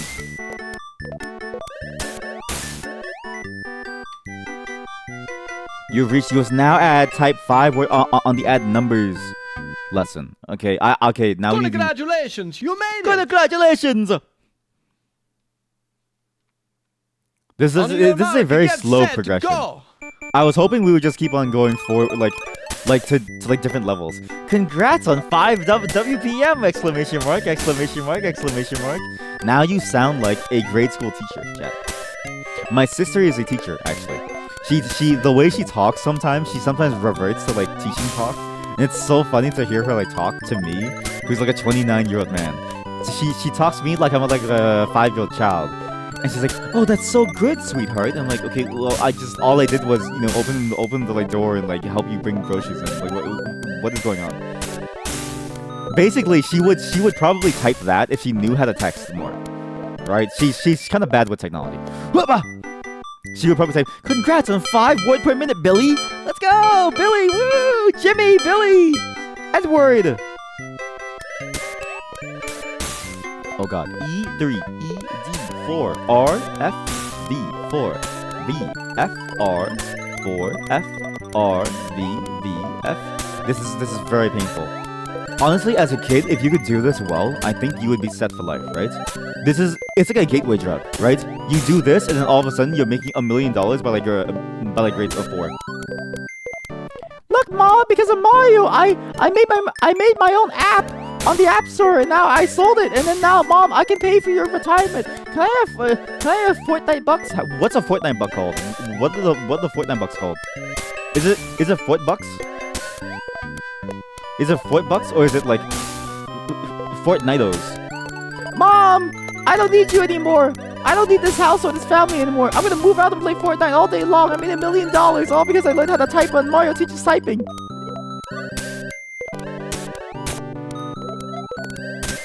Chat, I'm like a maestro. My fingers glide across the keyboard like ice though, and then I type it, yo. I'm like a maestro. Fingers on the keyboard like ice, yo. Glide across.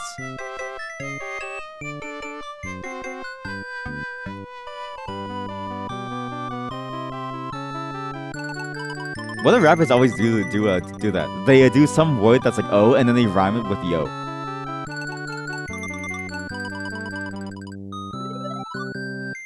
My mouth is open the entire time because I just kind of froze. Like my brain is frozen. Doing this is actually like hard. If it was like the one that I did wasn't as fun, had no sound effects. It would just have like stuff on screen. We had to go again. Congratulations, you made How it! many of these are there, Mario? Mario! When do I get the On 10 your words per mark, minute, get set, Mario? go! Mario, I want to get the 10 words per minute. What the hell is that symbol? Mario, your font rendering is shit, Mario. I don't know what the fuck that is, Mario. Mario! How is that not a comma, Mario? How is that an apostrophe, Mario? Ah, these little symbols look the same, Mario. What is that? Chat, I can't tell what the symbol is because the font is so bad. What is this? That looks like a C. That looks like a C and not a left arrow. Oh my god. Question mark. Here we go. Hey, Mario, stop at the turtles. Go. Oh, hey. Hey. By the way, I'm spamming the keyboard as fast as I can. But the problem is that the game, the way it counts my words per minute, it is downplaying my words per minute. My fingering speed is out of control. I'm a fingering god. I think this game is having a negative effect on my psyche. You're not wrong, chat. You're not wrong. It is having a very negative effect on my psyche. But Mom! So at school we started playing this a game called Mario Teaches Typing. I really like it when I stop on a turtle and it dies. Good heavens! What are they teaching you in school? What is this game called? Mario Teaches Typing. That's from the devil, son. Don't play that madness. Don't play that trash. That's Satan trying to tempt you. Oh, my son. Mom, I love seeing turtles getting smashed. I love smashing the turtles. Smash their turtles. Smash their turtles. What happened? It's an underscore, Mario. It's kerning. Maybe I should take a break. I agree. Maybe I should take a break, chat. Maybe I should take a break. We're gonna end this lesson. If I don't get to stage 2, let's just end this lesson. I wanted to see what all the stages were, but I don't know how to skip them. Like if I had can somebody get me a save file where they do all of this? Does anybody have a save file where they skip through every single lesson already so that I can see what is on stage 2, 3, 4, and 5? Because 2, 3, 4, and 5, I bet you are the most interesting stages. Congratulations, you made it! Sorry. Oh, the music.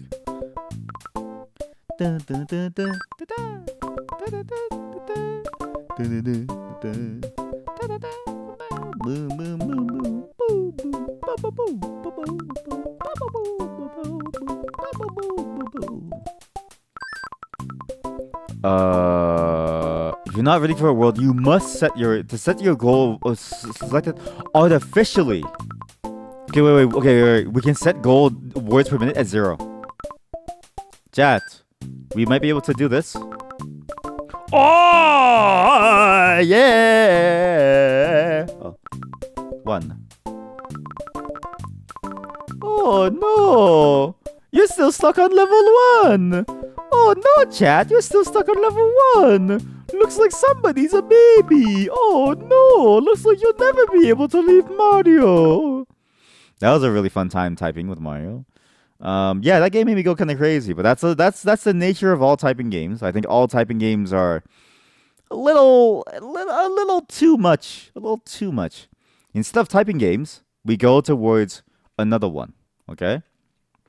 Now that typing game is great, but that's not the only type of game that's on the system. It's not all educational games. All right, we actually get an RPG sometimes in the form of Rogue, or we get what is the name of this executable? Sorry, I need to pull up the folder.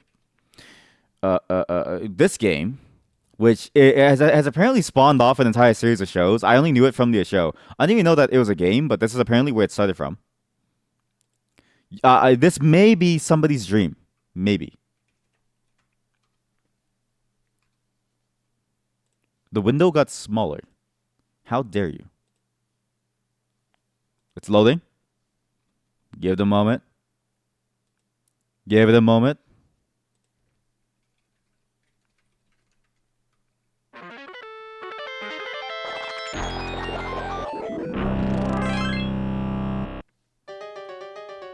This is where in the world is Carmen Sandiego.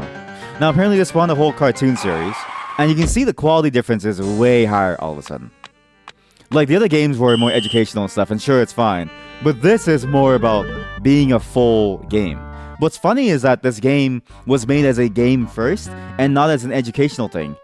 But because it was so popular in schools, it became an educational game. Because this game did so well, it became an educational game. Think about how crazy that is. They did so well with this that people loved it. I don't know why.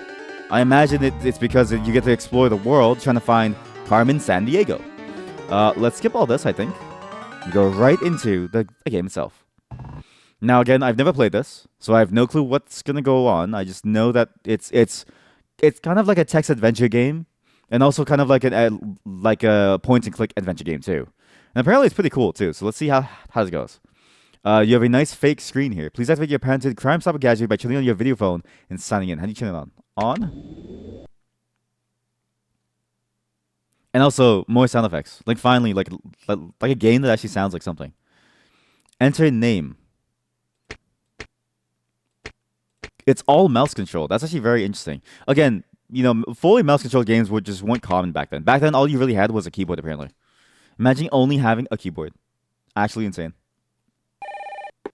Welcome to Acme. Here are the details of your new case. Oh, look. Contact employee travel. This is the chief signing out. That was the okay. So we are I guess Carmen Sandiego is a detective. Our rank is Gumshoe. Is that why? Wait. Is that why Detective Gumshoe in Ace Attorney is called Detective Gumshoe? Is that why? I feel like I'm like learning more about the world. Like, you get me? Like my brain is starting to like enhance. So how do I contact employee travel?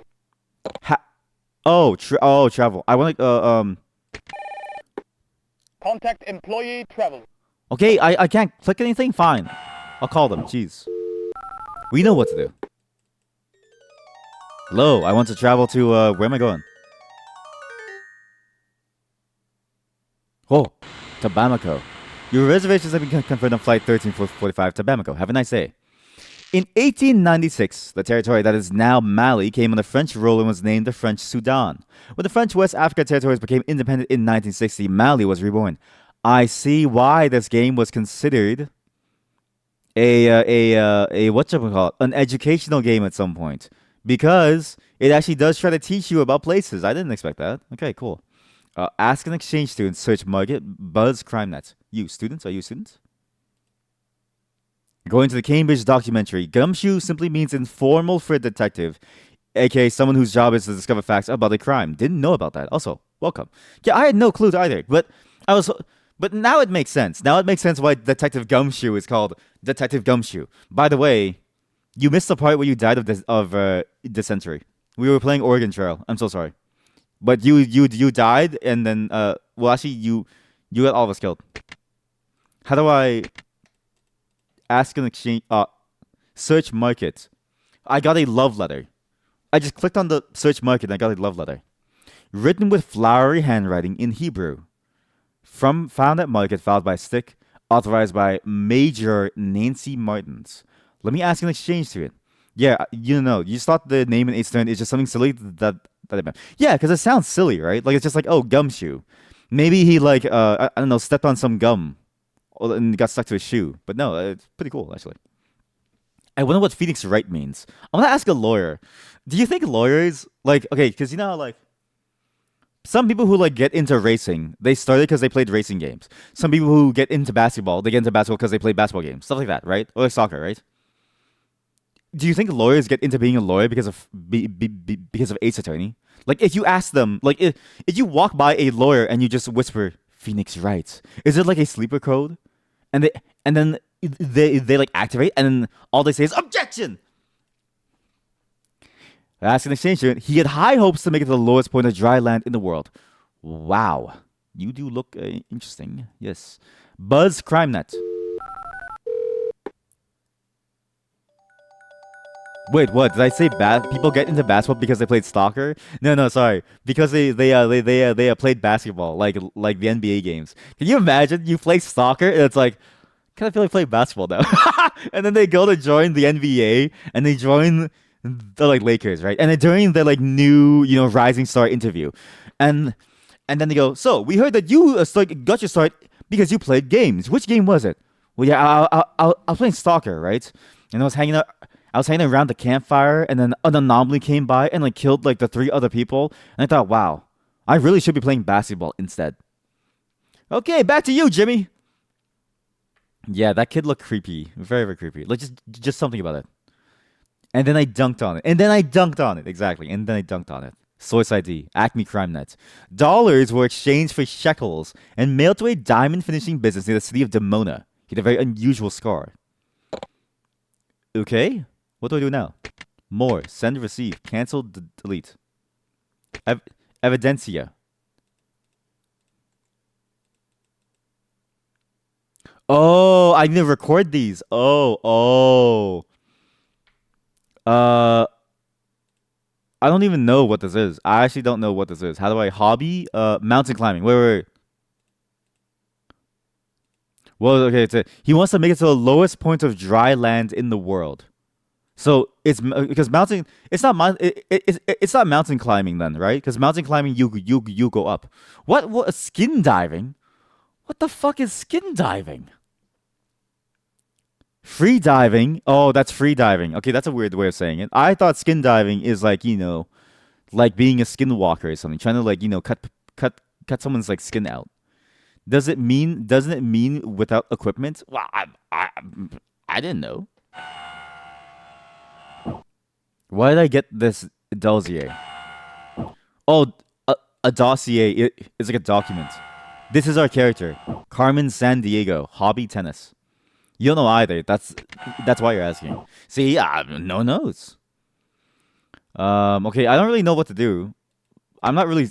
Maybe I'm not really designed for being a detective. The Mali Empire jewelry. So they stole jewelry. And when we buzzed CrimeNet, what did they say?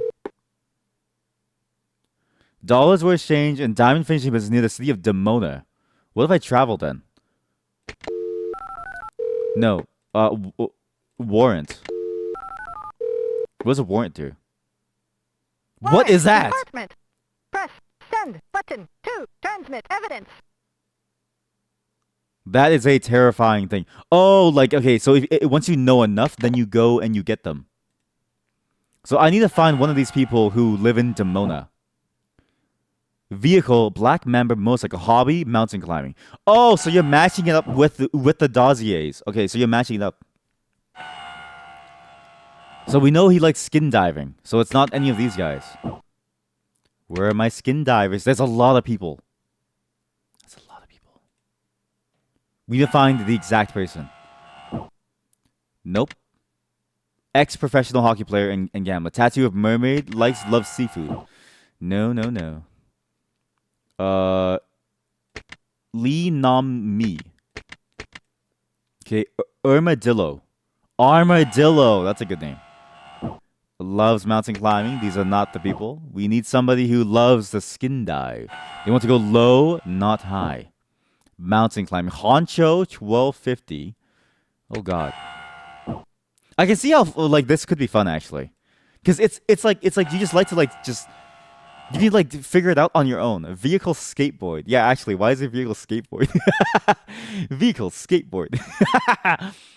Sandy dunes. This guy, he could be our target. He likes skin diving and his vehicle is a skateboard. Wait, but I need to know more about him. Professional beach bum and pickpocket. Matted toupee and week-old beard. Follow the trail of Chinese takeout containers down any beach in the suspected country. Okay. I don't know if that's him. Sandy Dunes is a possible suspect. But he has a scar, though. He has a scar, no? Did he have a scar or something? Didn't one of these people say he has a scar or something? Make it the lowest point of land. Search market. Written with flowery handwriting in Hebrew. So they must write with flowery handwriting, and they wrote it on a Tuesday.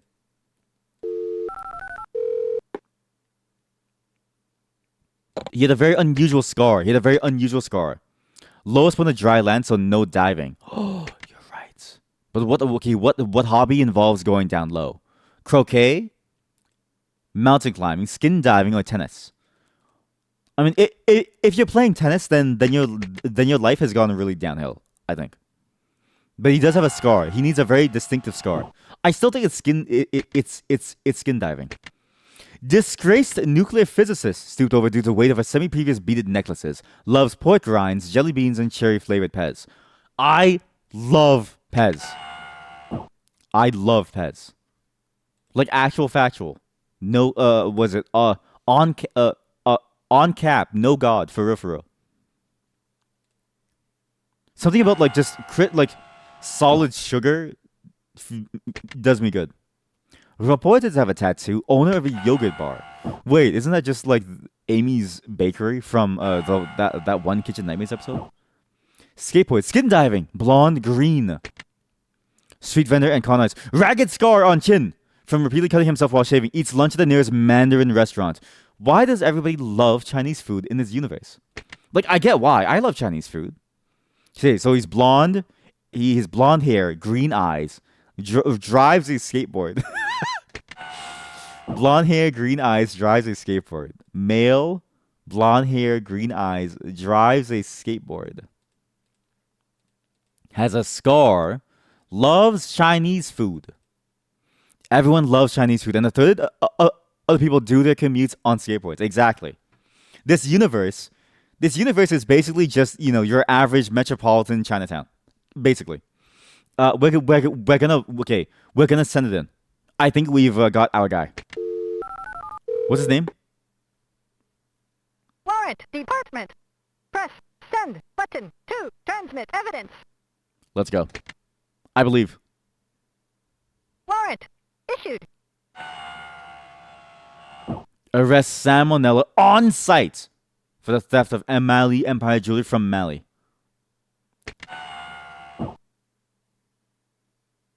So, what now?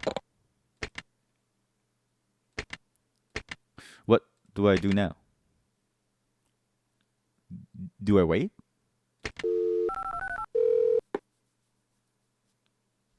What do I do? Mute. On. Off. Press send to receive, to return, or cancel, delete. What do I do now? I'm done my job. How do I leave? Evidencia. I sent the evidence. How's the warrant going? Did you arrest him? Warrant Department. Press send button to transmit evidence. Warrant issued. Okay, what do I do with this? What do I do with this? What do I do with that? Sam Onella. How do we arrest him? How do you arrest someone? How do you actually play this game? 911.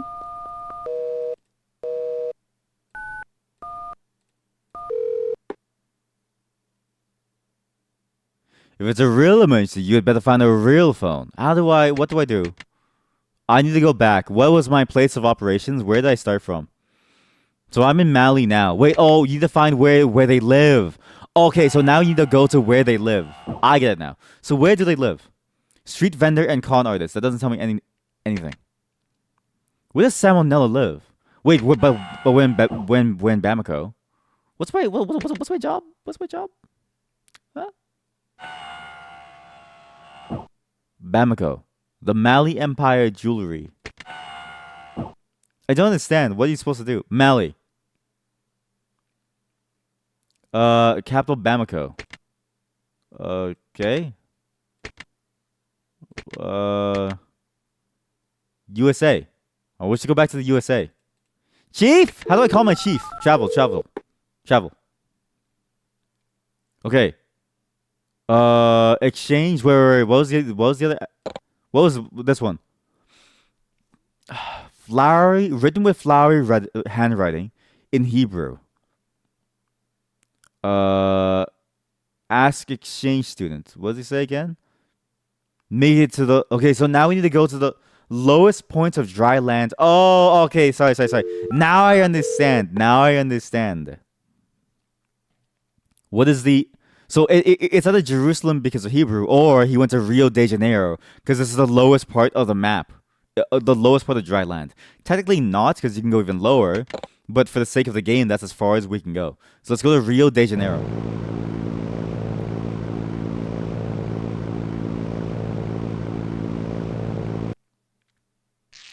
Brazil.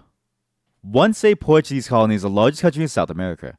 Oh, so you just go to different places to solve crimes. So the game never tells you if you got it right. What? How do you... What? Brazil is the rich tropical lowlands of the Amazon River Basin, mountainous highlands, and 460 miles of... Is it the same case? It's the same case. So you need to... Wait, how far did this guy go? Let's query the photographer. How far did this guy go? There hasn't been another person around here all day. Okay, you're useless. Check airport. The only thing left is crumbs and ants. Crumbs and ants. Call CrimeNet. You have 0 unread. Okay, so it's not in Rio de Janeiro. Let's travel again. Maybe it is Jerusalem then. But then Jerusalem's gone from my list. So let's go back to Bamako. How did detectives do this? How did detectives do this? I would just find someone. I would just, honestly, at this point, I would just arrest a random person now. Query guard. He had hopes to make it to the highest checkout jail. You will find in this tiny desert nation 4 million people and as many opinions on the tension-filled political situation in the homeland. Oh boy, that's very topical. I didn't expect that to be so topical. Ooh, it's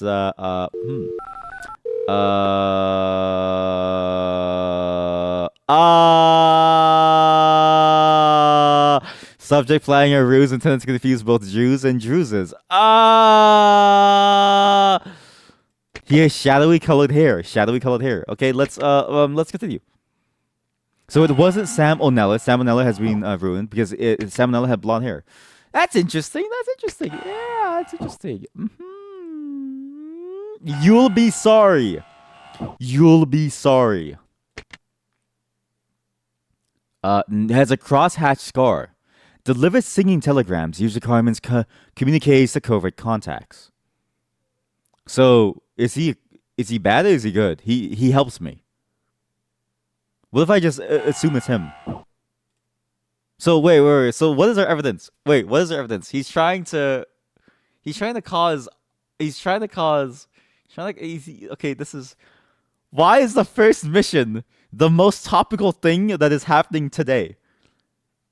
He has a scar. Let's go to Jerusalem. We need evidence. I don't even know. He has dark hair. He has a weird scar. That's it. Israel has a long, straight Mediterranean coastline with the Negev Desert in the south and fertile Galilee in the north and the Dead Sea to the east. Speak to the bus driver.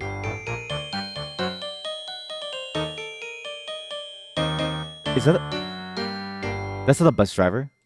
Inspect bus station. Yeah, what? He left on a journey I thought pretty bold to the huge eastern mines of iron and gold. Inspect bus station.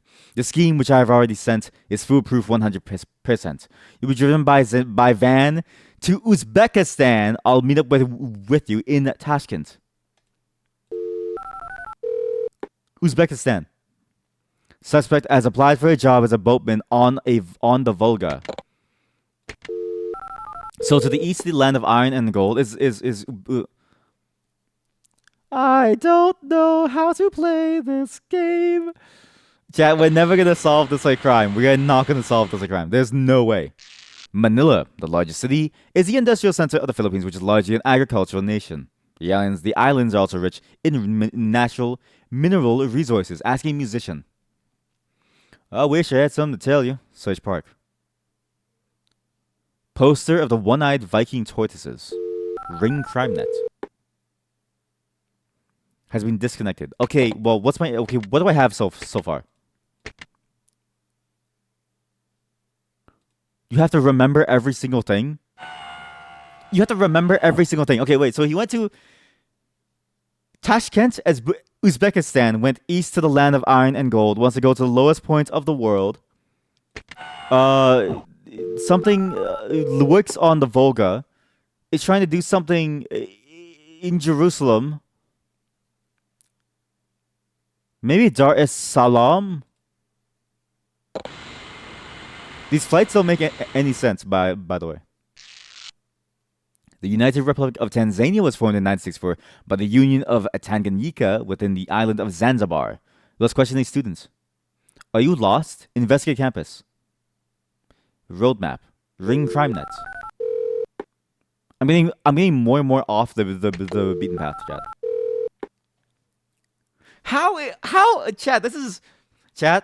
This game was popular in elementary school computers. How is an elementary student supposed to play this game? I can't even play this game. I don't even know what's going on. Colombia. Colombo. Your reservations have been confirmed, okay? Sri Lanka. Oh, this is sorry.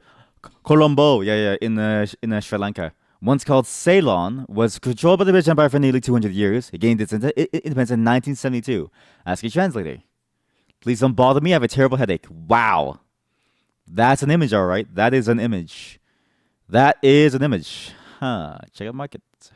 This game is from 1980 something, chat. This game's from 1980 something, all right? This was popular to teach kids how to play? Let's go to Port Moresby. I'm lost. I'm absolutely lost, by the way. The first European discovery of Papua New Guinea was in 1511, when Spanish and Portuguese were searching for the Spice Islands and new territories rich with gold and silver. Yeah, I'm new in town. Okay, investigate Nura's van. You've run out of time. I'm afraid you'll have to do better.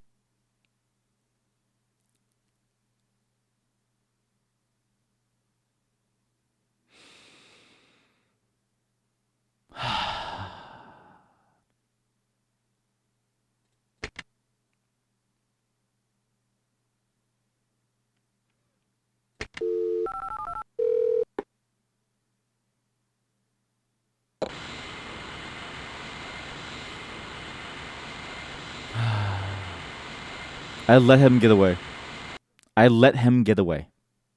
It is now time to make a new character, chat.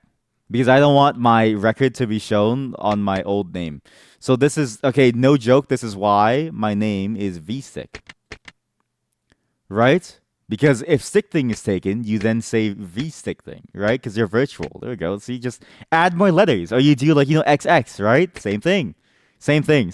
New character, same thing. Okay. Now that I know what to do, I think we can do it a lot better. I'm going to keep notes now. I'm going to keep notes. The details of your new case. I'm going to keep notes in a separate window, chat. Contact employee travel. This Here. is the chief signing out. BRB. Sorry about that. That was a poorly timed call. Stick? More like stuck, am I right? All right, it's time to restart. We're going to use the name stuck. Let's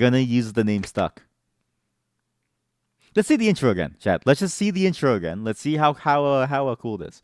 We just have to use the name stuck again.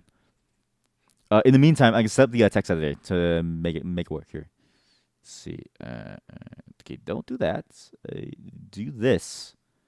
Do that. It's gonna be a notepad, so just be warned. Your eyes will go blind.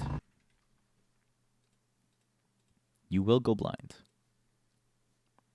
There we go. All right, notepad, go over here. All right, this is all of our notes. Now we're a real detective, okay?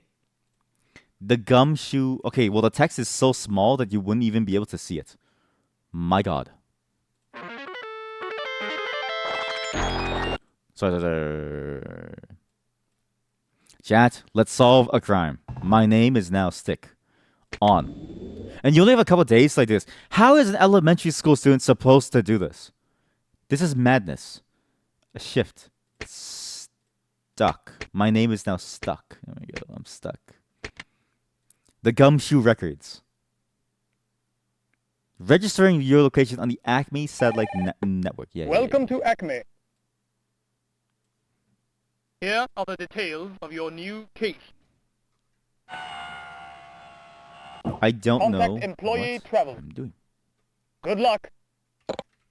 So, we're going to go to Cairo because they stole King Tut's mask. The deadline is in Sunday, so 1 a week. And we need to go to travel to Cairo. Alright, let's figure out this a crime, chat. We are going to catch these bad guys. Maybe. I don't know. Enjoy the in-flight meal. At least they do teach you about the locales, right? Pyramids! Built thousands of years ago by ancient Egyptian pharaohs. That's false, but by aliens. Built thousands of years ago by ancient aliens. Are one of the chief tourist attractions of a modern-day Cairo. Why are there so many different things now? Look, let's query translator. She was making travel plans over the phone. Travel plans on phone in Arabic. Her hair looked almost real, so fake. I was about to type fake news because I'm so used to memeing about that. Check market. From a bank on the West Bank. Huh? A bank book. Bank book. From the West Bank. Huh? Telephone crime net. Sure. Yo, dog, I heard you like banks. A bank on the West Bank. Suspect involved in juicy deal. To corner the orange market. I can't escape it, Chad. I can't escape it. I can't escape the oranges. I can't escape the oranges. Suspect involved in a juicy deal to corner the orange market. She said she was heading out for some sidewalk surfing. How do you sidewalk surfing? How do you sidewalk surf? That's skateboarding, baby. We got him good. Okay, so interesting. I can't get away from oranges, which is funny. Let's ring up Bart Sampson.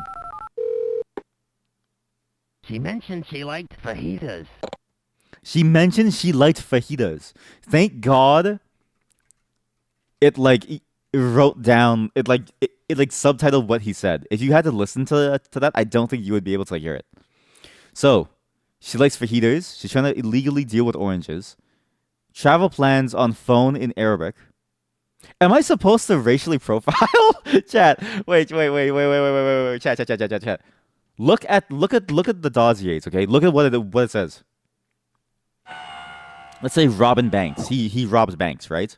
Hair color, drives a Mustang, mountain climbing, right? Ex-Televangelist, ex-crop duster. Doesn't say anything about what language he speaks or what culture he's from. Okay? Let's go all the way up. Let's go to Lee Nam Ni, okay? Does Lee Nam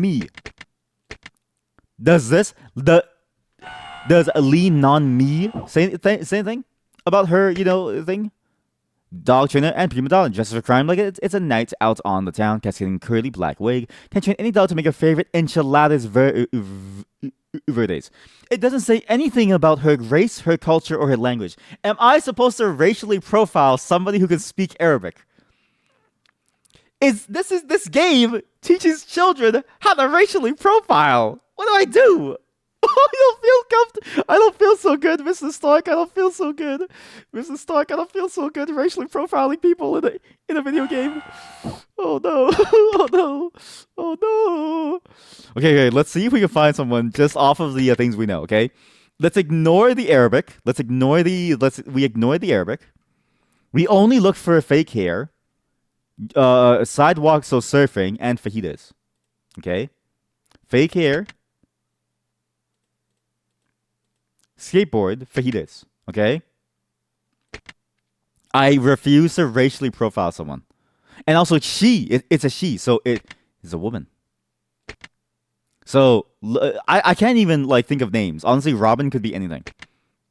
Len Redbulk. You don't look like you speak Arabic. Oh god, I'm gonna get banned. I'm gonna get banned because of racial profile people. It is stupid. In Carmen Sandiego. There's a kids cartoon about this. Chat, this game has a kids cartoon. Zoologist and animal liberator. In the wild lives on processed cheese bread, powdered fruit punch, and candy corn. Wears a brown wig styled like a lion's mane, but it doesn't say anything about her love of fajitas. I only know the fajitas. Catherine Boom Boom Drib. Honcho motorcycle, not her. Has a tattoo of an eagle and is a gourmet seafood cook. Nope. If fascinated with health, if you're fascinated with your health, you wouldn't eat fajitas. Sandy dunes. Don't tell me this is the person. Okay, good. Skateboard. Professional beach bum. Follow the trail of Chinese takeout. Okay. Okay, do you need a racially profiled food too or no? Scar Greynault. Wow. Limousine with shitty windows. If you have a limousine, why are you doing crime? Wears a 5-carat pinky ring and has a 6'8" manservant named, yes, manservant? Ihor Ihorovich.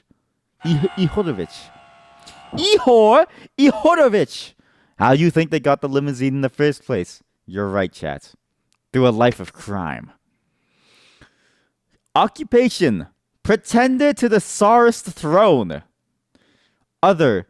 Strange Ukrainian tattoo on right shoulder. I shouldn't be playing this. Chat. I shouldn't be playing this. This is a brand risk game. Where in the world is Carmen Sandiego is a brand risk game? My God. Strange Ukrainian tattoo. What does the strange even mean in this context? That's what I'm saying. Loves eating lobsters, watching cartoons, and is fascinated by large marsupials. This guy wants to fuck a kangaroo. 100%. What the? Okay, that was Ihorovich. Mary LaRock. Fancy limousine. Has an absolute mania for fancy jewelry. Loves spicy food. Freelance aerobic dancer. So we're kink profiling now. Chad, this is all downhill. Okay, it might be lean on me. It might be. Oh my god. Her name? Oh my god. Say her name kind of fast. What do you think it means, Chad? It means lean on me. Like you can lean on me. This is a game made from 1980 something. All right. Are enchiladas in the same category as like a fajita? A fajita is a sandwich, right? So an enchilada is just a different type of sandwich, right? And she does wear a wig. It might be lean on me. It might be lean on me. It could be lean on me. Could be. So she has black hair, brown eyes, skateboard, which have she likes to croquette or croquet. No, a croquet is a thing. She's a dog trainer and prima donna. She loves enchiladas. So you like pina colada? Croquet? Mexicano. Feature. What is her feature? Wig. Chat. We phone it in. We got her. Phone it in. Warrant. Warrant. Nabu. Department. Press send button to transmit evidence. Send. Warrant issued. For lean on me. Send and receive. So, what happens now? What happens now? We're gonna go back to Acme HQ. We go back to Acme HQ. Food junk. Sometimes you just want a bit of junk. Okay, so we go back. Call the number on the note. So yeah, if you click on it, it automatically calls. There's no need to. I wish to begin my next case. Yeah. Did I get it? Here is your next case. What? Make travel arrangements right away. Be careful. Chat, you don't get to see the arrest happen. So you never get to see the arrest happen. All you get to have is just the satisfaction that maybe they catch her. It's honestly a bit like real police, actually. It's a bit like real police in terms of like raw effectiveness. It doesn't even tell you if you were right. No, I don't think it tells anything. It told me literally nothing. That's kind of disappointing, actually. Very disappointing. I actually feel very disappointed. Okay, well, let's go. They stole the Mona Lisa. That is a very difficult...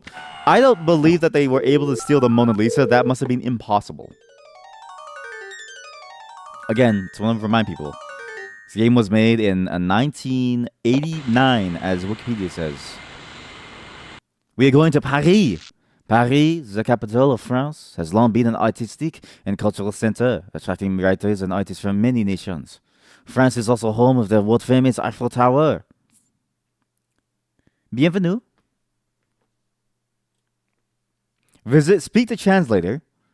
He visited me on a date to visit the site of a stone Mayan... What? He invited you on a date to visit the site of a stone Mayan calendar. There's a lot to unpack there. There's a lot to unpack here. Okay, wait. So, loves the translator.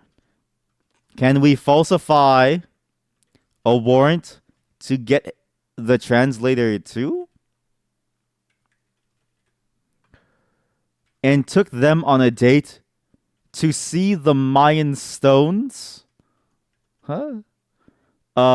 Come first to Taxco. City of Silver. That shiny precious metal. That City of Silver. City of Silver? What? For a telegram sent to Paris. Then check out the volcano to Mount Popocatépetl. Mount Popocatépetl. This is in Mexico. But where in Mexico? This is all the way in Mexico. So they took the Mona Lisa to Mexico? Oh no, chat! It's trying to make me racially profile someone who is Mexican. I think that's what the game is trying to make you do, just like the last one. Okay, let's not racially profile. Dial up CrimeNet.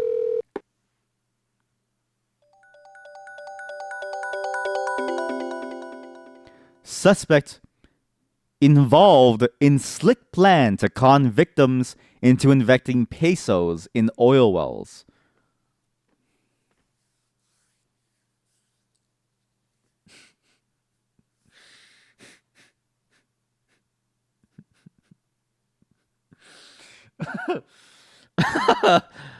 Dios míos. Dios, oh, Dios míos. I don't know if I want to do this anymore, Chad. I don't know. Oh, Dios míos. Chad, I don't feel so good anymore. Chad, I don't feel so good anymore. I don't want to racially profile someone. With pesos, oil wells, and Mount Popocatépetl. I'm pretty sure the game is trying to get us to like figure something out. I don't like this. Chad, this game was in many schools. Okay, many American and I imagine Canadian schools. Maybe Carmen Sandiego was the start of all of our problems. I don't think I can do this without the spiritual support of Latin chant monkey. You're right, the Latin chanting monkey. I have a copyright-free Latin chanting too here. We need some Latin chanting. Actually, we need what's that style of Mexican music? Mariachi. We need copyright-free mariachi. Wait. We're going to Mexico. We need copyright-free mariachi. All right. Mariachi music. Is there a copyright-free mariachi? Wikimedia. Mariachi music. Ooh, yes. Mariachi bands. Mariachi musicians. Copyright-free mariachi. This is probably not copyright-free, but hey, you know what? It'll just be there. Pixabay. There's no way this is copyright-free, is it? Bolero Ranchero Mexicano. Welcome. I'm playing arranged music myself, Julius H. The license is free to use. Huh.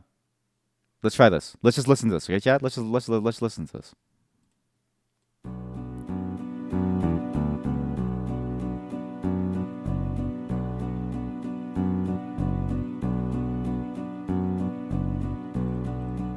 We're gonna nab this son of a bitch. Oh, God! What am I doing? Is this like a MIDI? I don't know, actually. It does sound nice, though. I actually do like the composition a lot. I think this is a very nice composition. I really enjoy this, actually. But I will have to keep this looping the entire time.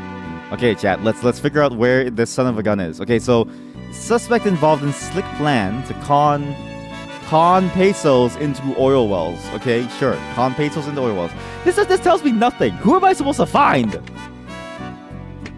Can we go to Mexico? Yeah, we have to go. We have to go to Mexico. How do you get to Mexico? Mexico City. No shit. Wait, that's not Mexico. Wait, it is Mexico, right? Or is Mexico City in? Is it in New Mexico? It is in Mexico. Mexico City was founded by the Aztecs. The Aztec city was known as Tenochtitlan. I found out how to pronounce this like once a long time ago, and I never remembered how. So I'm sorry. Tenochtitlan. In 1519, Hernan Cortez destroyed the Aztec Empire and brought Spanish rule to Mexico. Okay, ask the sailor. Do you know anything about my suspect? Thief!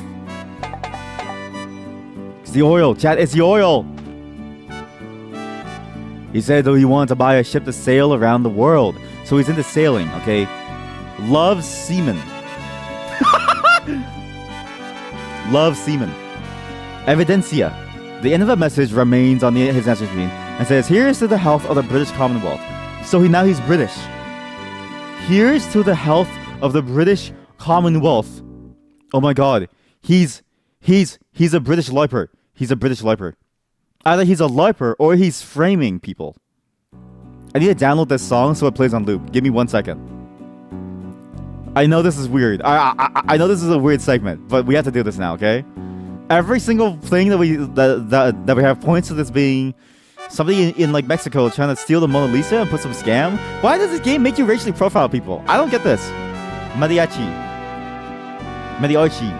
I need to download the license after on this. I'll keep it for now. Wait. Pause this. Do this. Studio mode. Wait. Main mariachi. Just any music, actually. This is really for any kind of music. Why does this game make you like racially profile someone? Mariachi. Okay. Unstudio. Pause it. Sorry, that was very loud. I'm so sorry. Very loud. Filters. Add a limiter. Gotta add a limiter to -6, just in case. Lower the volume. Then advanced properties. Make sure this doesn't show up inside the VOD because that's a huge copyright issue. I don't want to deal with copyright issues. All right, so this is good, and then I want to hear it myself too. So that has to be monitored. Here we go. Try this. Play. Let's get them, boys. Well, yeah. How do we get from stealing the Mona Lisa to calling people into investing into oil rigs in Mexico? You're asking too many questions. Dude, listen. If you're not careful, Acme HQ is gonna go for you too. All right. There's way too many questions. You need to think small here. All right. They just want to get someone. They're making things up because now to the health of the British Commonwealth. This doesn't make any sense. Dial up CrimeNet. Suspects involved in slick plan to take over oil refinery. What am I supposed to do? Bese me mucho. No! Oh no! Me mucho. Me mucho? Stooped over? Okay, no, this isn't her. It's not me mucho. Yeah. Let's see serenade. Serenade, like you serenade. Oh yes, and doing it for the glory of the British Commonwealth, no less. For the glory of the Empire! Not them, definitely not them. Dazzle, any nonker. What? Dazzle any nonker, what? Owner of a yogurt bar, okay, no. Salmonella, we know. Please don't let it be rosas arroz. Red, brown, motorcycle, croquette. Scar on right hand from planting bugs in thorny red rose arrangements. Loves Chinese food. How do we know who this person is? Bjorn Toulouse. Born too loose. He is born, but he was too loose when he was born.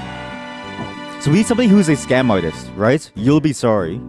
We need someone who's a scam artist, who is a part of the British Empire, who is trying to get people to invest pesos, they're scamming people in like Mexico. Crosshatch Scar. Delivers singing telegrams.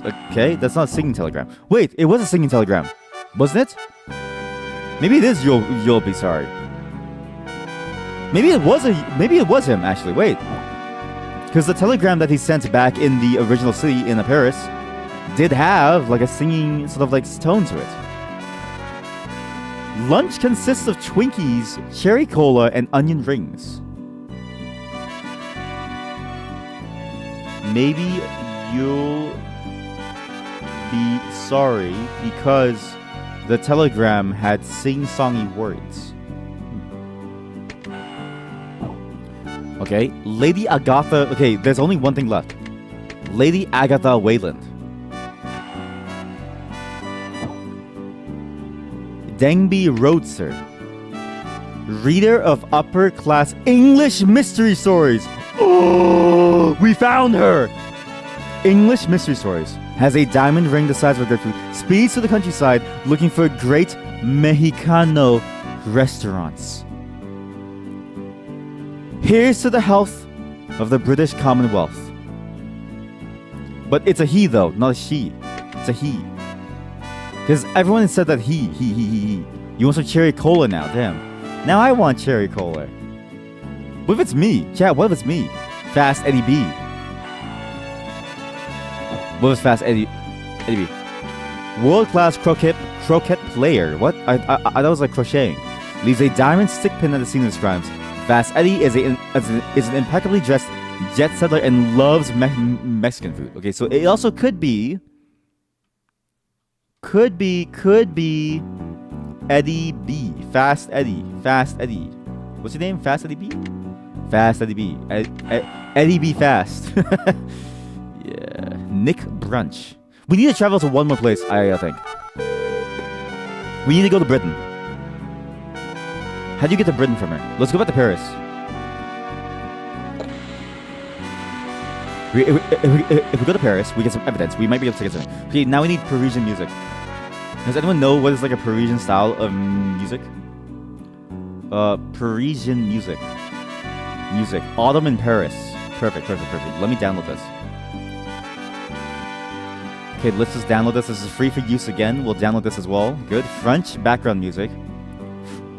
Parisian music. Alright. Get ready for some Parisian music now. We've now changed locales. Every time we go somewhere new, we'll change locales, right?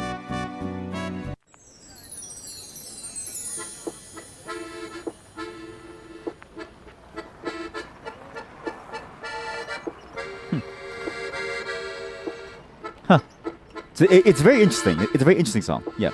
Again, if you're watching it on the Twitch VOD, you have no clue what this sounds like. With its wide, fertile plains, France produces more foods than any other country in Western Europe. Speak to the professor.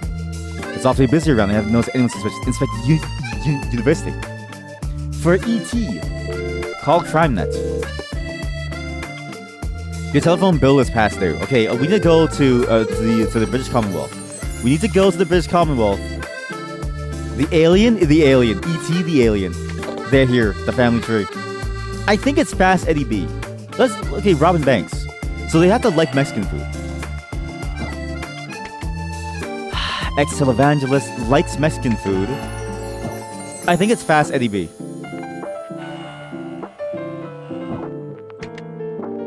This guy is... Okay, I thought his nickname was Black Mamba. He drives a Black Mamba. Prefers soiled trench coats and snap-brimmed fedoras. Loves Mexican food and always wears crime fighters ring. Where do we go to? How do we get to Britain? New York. Do you know why we go to New York, chat? The Five Eyes.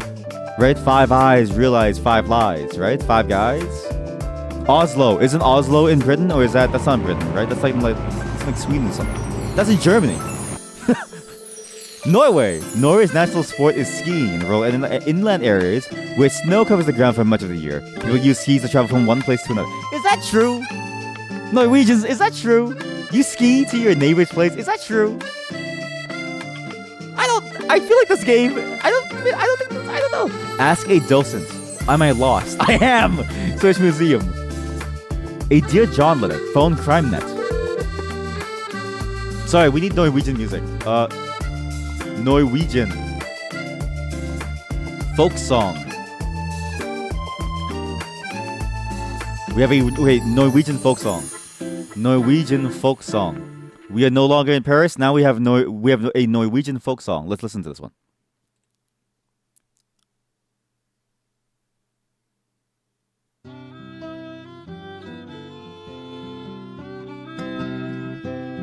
Aren't we learning so much, chat? We're learning so much about the world.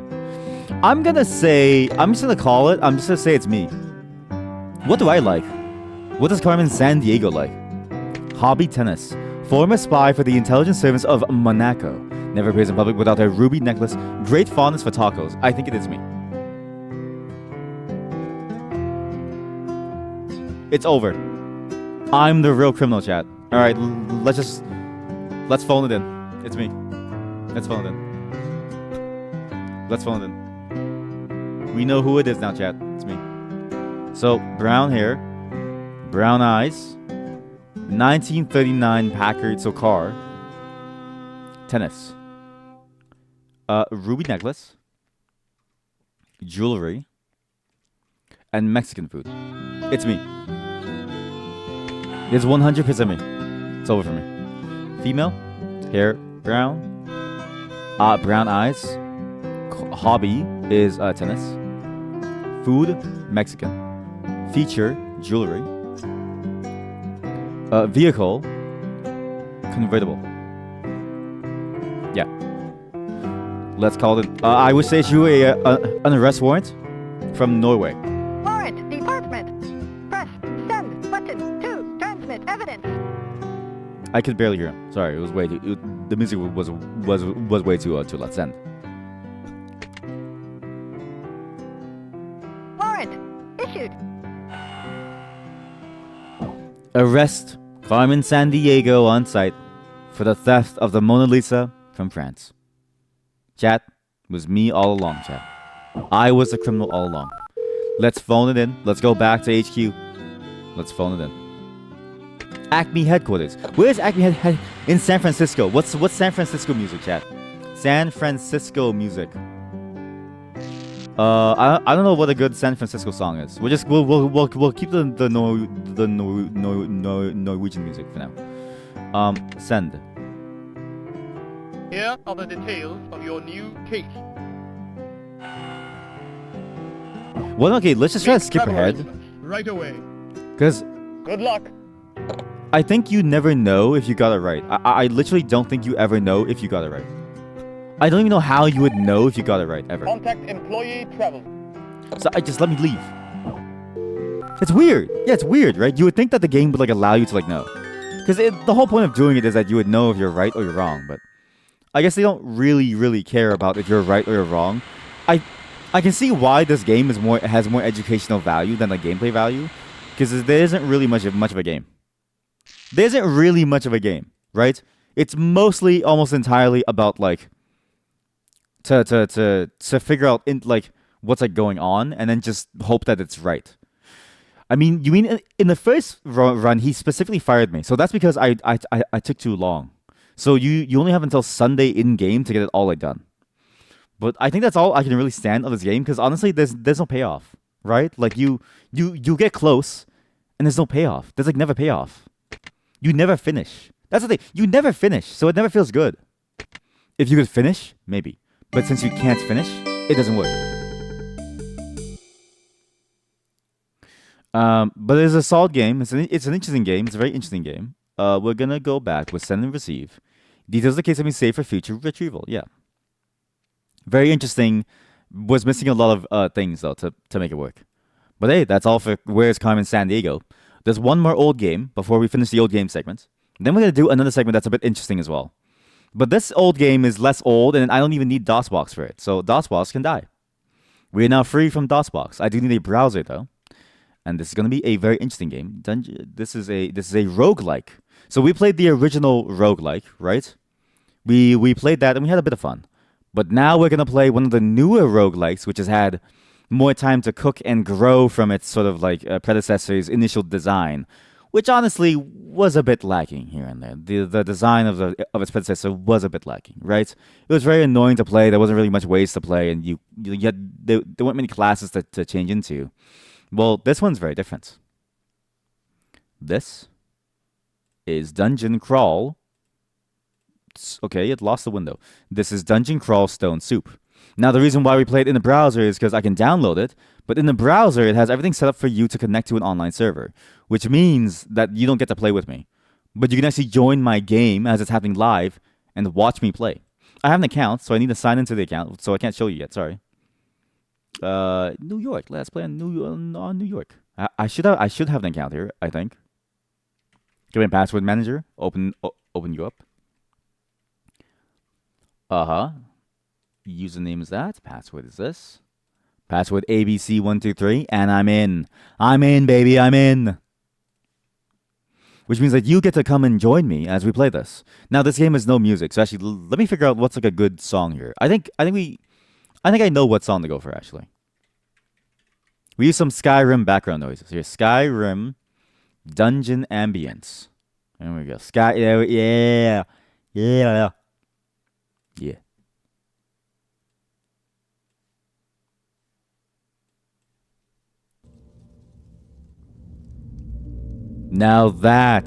Now we're dungeon crawling, chat. Now we're dungeon crawling. We're gonna go play this game with some Skyrim ambiance. Don't mess with the size of it. I know the text is very, very small. Just deal with it. There's not really much we do. We're just going to go right on into the latest version. Now, this is a very old roguelike as well. In fact, the history of this game, which I had it open on a different tab, and I closed it. My bad. This game was initially released around 2006. So it's an open source one as well. So you can go and modify the code and run it yourself to do a whole bunch of things. But this game is very, very old and very, very interesting. There's a lot of interesting things about it. The main thing is that it's very, very complex. This game has been developed over 2 decades with a lot of very complex features to it. This server will be shut down on April 7th. What? Wait, really? What do you mean?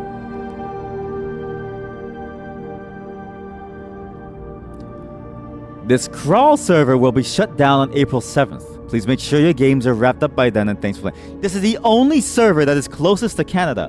Canadians once again get cocked. Anyways, so you choose your class to start out with, and then you move on. And remember, you can join to spectate me. You can actually go to this site, join the New York server, so crawl.kilby.org to watch me. So if I do this correctly, I could probably see my own game here. Yes. Okay, so I'm gonna get you the direct link to watch my game. Watch me live. I know that's a weird thing to like have pinned, but that's like funny. It doesn't look like it's gonna be a ping sensitive game. It is not a ping sensitive game at all. Yeah, not at all.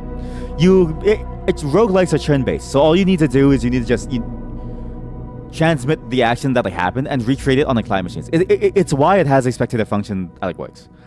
We're gonna stick with a simple class because I've never played this. However, I refuse to be anything but a human. Let's just do human for simplicity. They have no special skills, no special attributes. And as from what I know about this game, the more that you play, the more things that you get to unlock, and also the combinations change depending on what like race you are. So because I'm a human, I can only be certain classes. I think I'm gonna be a berserker to be very simple, and to because I was reading a webtoon called "Surviving the Game as a Barbarian," and you see immediately the improvements that this game has over what was the original Rogue that we just played shortly before during the old game segment, right? This is still the old game segment, but like you saw how different it was. I'm gonna go for a spear because I think distance is the best, and you see the difference immediately. You see the difference. Again, has the exact same commands. You press buttons to do things. There's a whole bunch of buttons to press, but the main difference is that you now have a mouse and keyboard controlled as well. You can click buttons to like do things. So I can see the main menu. I can quit entirely or minimize. I can even move by clicking my mouse. This is a hell of a lot easier. Now you could move using your keyboard, but there's no real point. I don't think. I think it's mostly the exact same thing. You also skip ahead multiple steps in like one go, but it's dangerous because a roguelike, because it's like turn-based, everything moves when you move at the same time. So let's grab this book. How do I grab an item? I forget how to grab an item. I start waiting. Done waiting. No, how do I grab items? Oh, you can also message me on this. I don't know why you would do this. Please leave me alone. How do you grab items? List of commands. Ha! Okay, extended movement, auto explorer. Oh, a lot of roguelikes now also have auto explorer. Basically, the game does the most boring part for you, which is exploring, and then leaves the combat to you, because the combat is the one where it's like dangerous, right? So we can just do auto explore. It gets a bunch of items for us. There's a giant cockroach. It didn't even pick up the like book. We wait. Okay, now we need to punch it. We move into it to punch it. You hit the giant cockroach, but do no damage. The cockroach bites me. I took 1 damage. I missed the cockroach. It bites me and it does no damage. Moderately wounded. He's dying. And good. The dungeon combat music is here. Heavily wounded. Kill him, please. He's dead. Trog accepts your kill. I'm a human of Trog? What's Trog? Let's enter a note. What is Trog?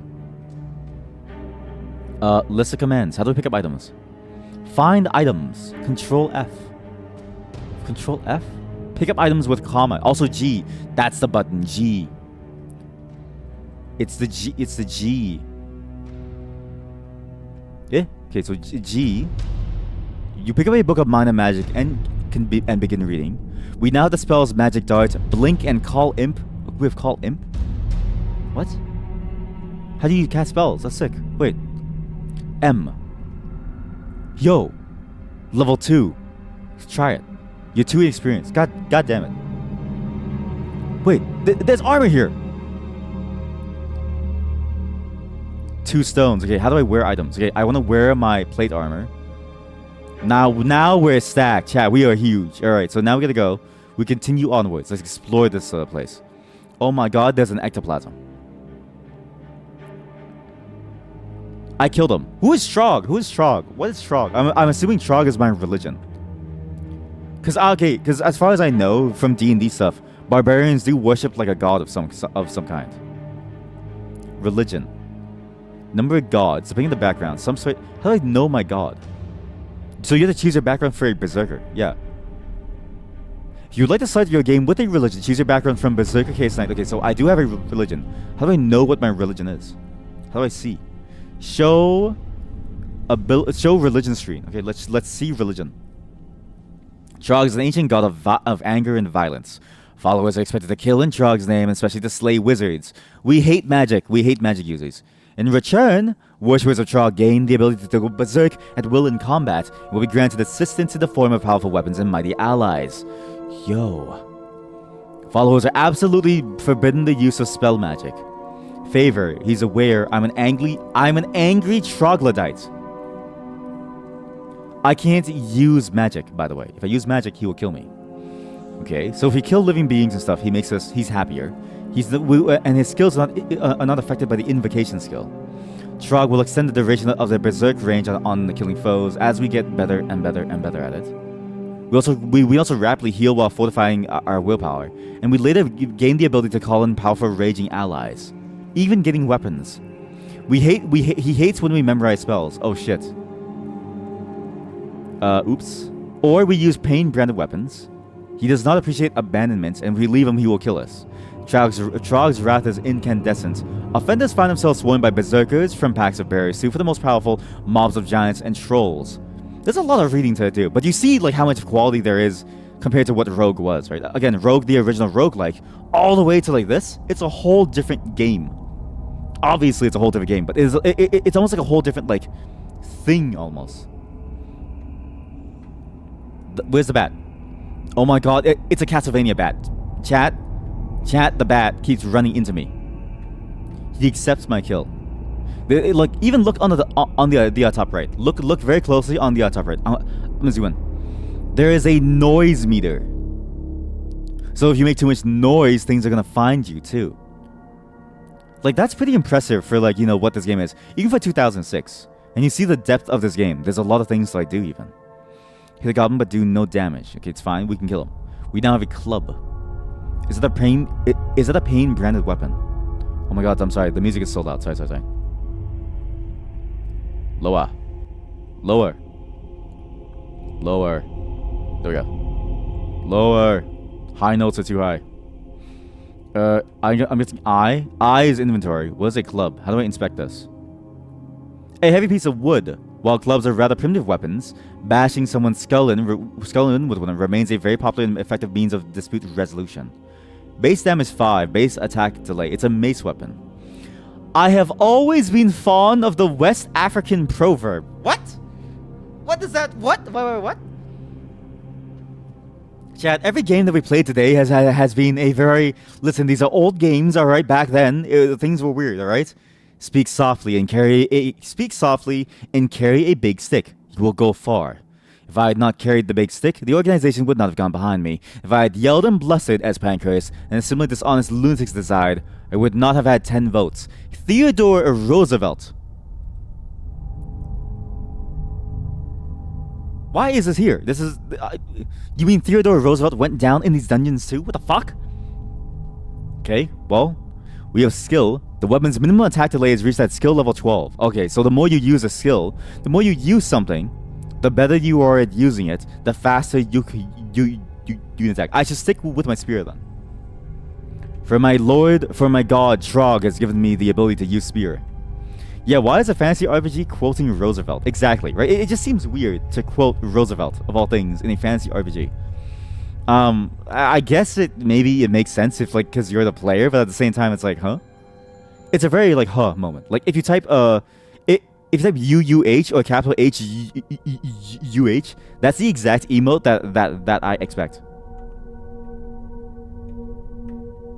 Boom! Trog accepted my kill. We are level 2, chat. We are level 2. We are now level 2. We are a okay, this is why we choose Berserker. Very simple. All you do is you swing at the monster. Kill this cockroach. I'm doing 0 damage to this cockroach because I keep missing. What's this? Kobold. There's a club, a cockroach corpse, and a whatchamacallit corpse. Things that are here. It's just corpses. How do you inspect things on the map? I wonder. Most of these games have a way for you to inspect things on the map so you can see what's like going on. Tab. Attack nearest monster. Auto fight, auto move. Let's just do auto fight and like auto move, chat. Heck it. Let's just do auto fight and an auto move. Fuck it. Auto fight. A quokka. A quokka. That should be how you can walk diagonally through diagonally adjacent type wall tiles. Yeah. So every roguelike even back then, well, Rogue didn't, but like a lot of roguelikes that I remember that were popular even back then all the way until now, they treat diagonal movement not as a 2-step move, but they treat diagonal movement as a 1-step move. So like you can move diagonally into it. It's meant to like emulate the idea of like spaces not being like cardinal, but it is weird like when you look at it because the tile is like it's like completely locked off. Like there's no visual way to like see this that doesn't look weird. Anyways, let's kill the quokka. What's a quokka? I'm dying to the quokka. What is a quokka? It almost killed me. What's a quokka? Quokka. The quokka. This is the first image I saw, chat. What we just killed? This is the first image that I saw on Google Images. Quokka smile. We killed this thing. I feel kind of bad. I feel kind of bad for killing it now, Chad. I feel kind of bad for killing it, Chad. I feel kind of bad for killing it here. This is the first thing I saw about a quokka. It looked kind of cute. Looks kind of cute. We killed this. We killed this. We just killed this. Look, it looks so happy. Uh-oh, we killed something. All right, this animal. What is this animal? What is this animal? What is this? What is this thing? We killed the quokka. It's fine. The quokka is dead now. Wait, if the quokka is dead, let me do this. Let me do this. Put it here. Let me fade it out. Let's do this. The quokka is dead. So quokka is dead. We now have a quokka kill. Color correction. Yep. Opacity like that. All right, and saturation. Okay. He's dead. He's dead. He's dead. He's dead. He's dead. He's dead. He's dead. The quokka is a small macropod about the size of a domestic cat. It's like a cat size. That's so cute. Where is it? It's found. It's from Australia. That's why I tried to kill us. Is it? It is. Chat. It's chat. This thing was from Australia. It's why we almost died. Okay. This thing is from Australia. Jesus Louises. No wonder. No wonder. The rat. Oh God. There's a there's a lizard. The lizard had a question mark because it wasn't sure who we were. See that? We can reach to attack because we have range, but I don't know how to do reaching to attack. How do you reach to attack? How do you attack further away?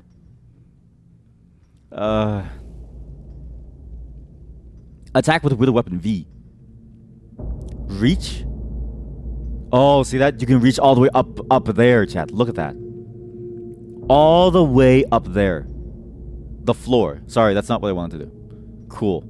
Well, no need to do that. We let the auto system do it. You found 3 scrolls. Now, this is very disorienting, actually. I'm going to stop using the auto exploit because it's very disorienting.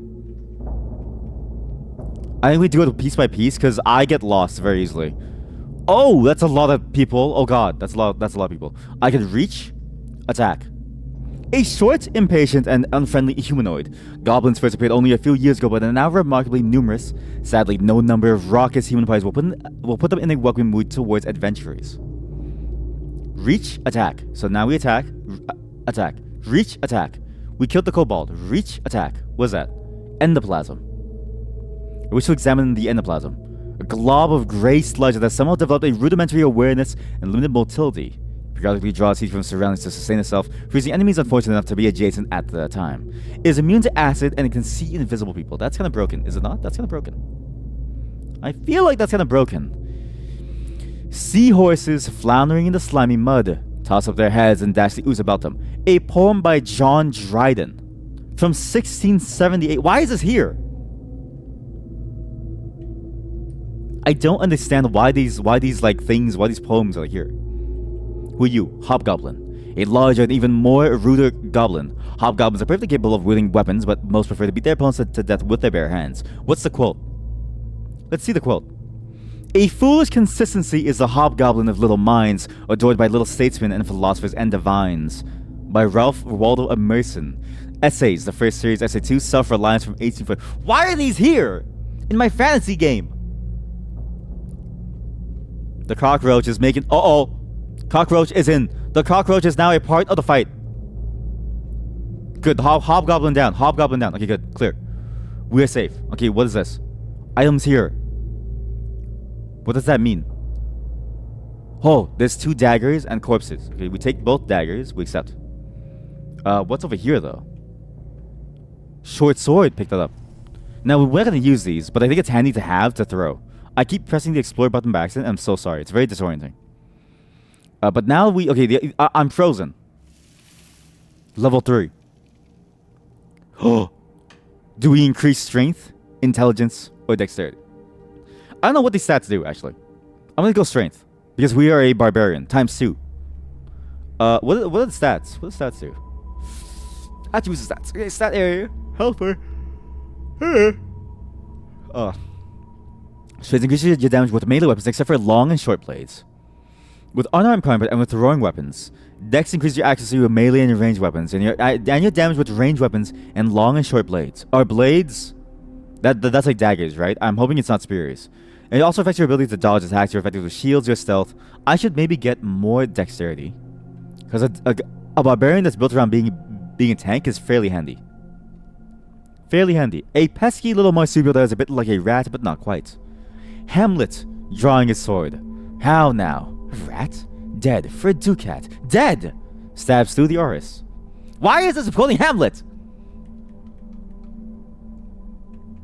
You know, sometimes it's like playing a game, like, I don't know, Call of Duty, and you see a skin where it's like Rainbow Six Siege, and you see someone in like a pajama skin, and you're like, this feels weird. This feels strange. I found a glowing whip. Wait, Chad, why don't we just use whips? Is a whip a pain branded weapon? Whip. What does it do? A long plated strip of leather, originally used for disagreements, originally developed for use in disagreements with the cattle. This simple weapon is now widely used to settle differences between all sorts of creatures. It's +3. I want to use this. Let's just whip things. Fuck it. The small snake. What's the quote? Jesus Christ! What's my reach? That would be overly suicidal to hit yourself. Okay then. So this is no reach, this is just purely melee. So we play like a normal roguelike. What's that? Dagger. I have too many daggers. Now, again, roguelikes gonna have this problem where they're really fun to explore and they're really fun to fight around in. But you're really just playing this slow game of walking around. Slowly walk. Oh my god, it's a slug dart. It's shooting me. These slowly walk around and you just slowly see things, find things. The controls are very archaic for no reason. At least I find them to be very archaic for no reason. Fully mouse controlled is like nice, but at the same time, it's very unwieldy to do like one step at a time type like things. It's fascinating how, like, you know, so many things about the genre work well and so many things don't. But you still get a good sense of exploration, the amount of learning that you get, and it's unlike a roguelite, right? Again, if you saw a rogue, we learn things, and then we have to remember those things for the next time we like play. But there were only 26 monsters, right? Whereas here, you learn things. You learn about these monsters. There's a bunch of monsters now, and you remember these things about these like monsters.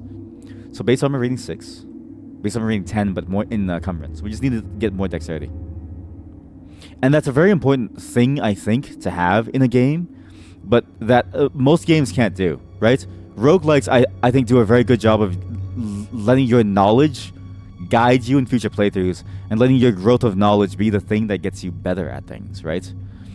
This is in contrast to a roguelite, where you're primarily just playing to, you know, get some more stat upgrades or some number to go up, right? It's a very different type of play. Not bad, but different. And it's fascinating to see sort of like the trajectory of like things, right? No matter how old you like get, these ideas were at the time novel and they're still fun, right? All the old games that we played were still fun. But maybe Mario teaches typing, but that's only because I couldn't get past 10 words per minute. But this, the roguelike concept still works well. And it's why still to this day, roguelites is still so popular. Oh my god! Robin of Strong Arm comes into view. Who? Robin, wielding a zero dagger, a mountain hobgoblin, recently come in search of the legendary orb. Not foolhardy or reckless enough to dive into the depths of the dungeon alone, Robin has built a small army of minions. Potential competitors will quickly find a stream of screaming goblins flying towards them. They possess Throw Ally and Battle Cry, 16 health, and they have the intelligence of a human. In contrast, a normal hobgoblin has 5 HP, and they struggle against a hobgoblin. Okay, what's our weapons? How much damage is a whip? 6 damage, but base delay of plus accuracy 2, base delay 1.1. How much was a spear? Base accuracy 4, base accuracy 2. I'm better with a spear, and I have more skill with a spear. So let's just use a spear for now, because that's way too many goblins. Holy cannoli, Robin's here. He roars a battle cry. Well, what is the battle cry? Inspires nearby foes, increases the strength of their blows. Oh god. Do I have any potions or anything? I'm like doomed. I have a scroll. I have a dark potion and scrolls labeled Vion Zeka. Try it. Read it. Identify. It's a scroll of identification. Good. We have a healing potion. We can do this. We have a healing potion, chat. Punch. Punch. Punch. Can I reach across and do this to hit them both? Let's try this. You reach to attack, you barely miss the hobgoblin. No, so we only hit one single person. Wow, he threw it behind me. He threw the goblin behind me. I have to kill him first. He's dead. We can now call upon Trog for regeneration and willpower. Yes. Okay, how do we call upon him? How do we do that? How do I call upon you? Religion? Maybe religion.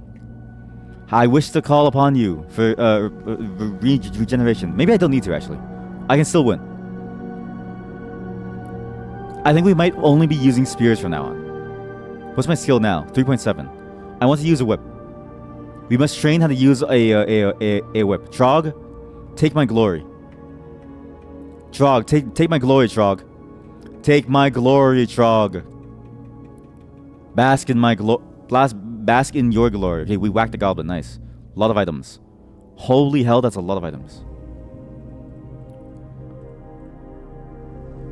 Helmet of Sea Invisible. Does Trog hate it if I use magical items? He hates it if I use magic things, but does he hate it if I use magical items? Let's try it. Okay, he's fine. Okay, so now we can see invisible things. But wow, that was scary. And you see, like the formula still works, right? This idea of like you having to figure out things, it still works. Why is there an escape hatch? What is that? Where am I actually? What is this level? Dungeon 2.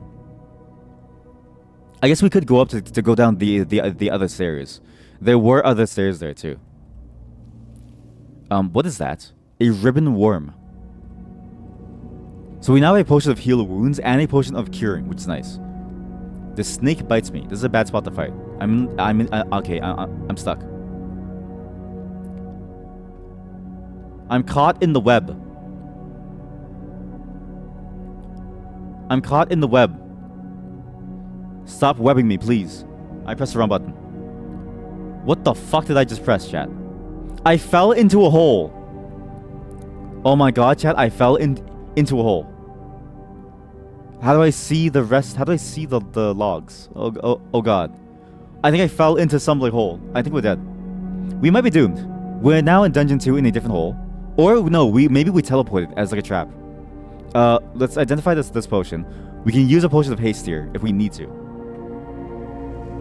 Oh god. My goal really is to survive this dungeon and gets maybe some level of like tanking up. I think we need to like tank on some level. Gloves? What's that? A kobold. It got it. Okay, oh my god. There's an orc. Holy shit, there's an orc. Chat, we might be doomed. Okay, let's wear these gloves. Yes, wear. Okay, is there anything else that I can wear to help me here? I can use my potion of haste. Increases my speed of my actions, so let's quaff it down. I'm sped up.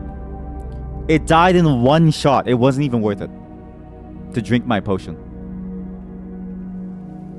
Yeah, it's fascinating that this game does have like a set of controls that like you can switch between. It's nice that like the game has modern control scheming, like a modern control scheme to work with. It's very nice. A short club with a metal head, heavy and slower. Heavy. It deals dramatically more damage, but attacks with it on much slower. That's fine. No need to attack fast if you just kill something, right? Let's go. Scroll labor Kukis. That armor looks sick. Hello, BTD. Welcome back. Long time no see. Oh my god, plate armor of the destroying gods. You came at a good time. We're right at the end of the old software segment. We're gonna go until I die, I think. And you just saw me get a sick armor. +5 of the destroying gods. This ancient artifact can't be changed by magic or mundane means. You found on level 2 of the dungeon.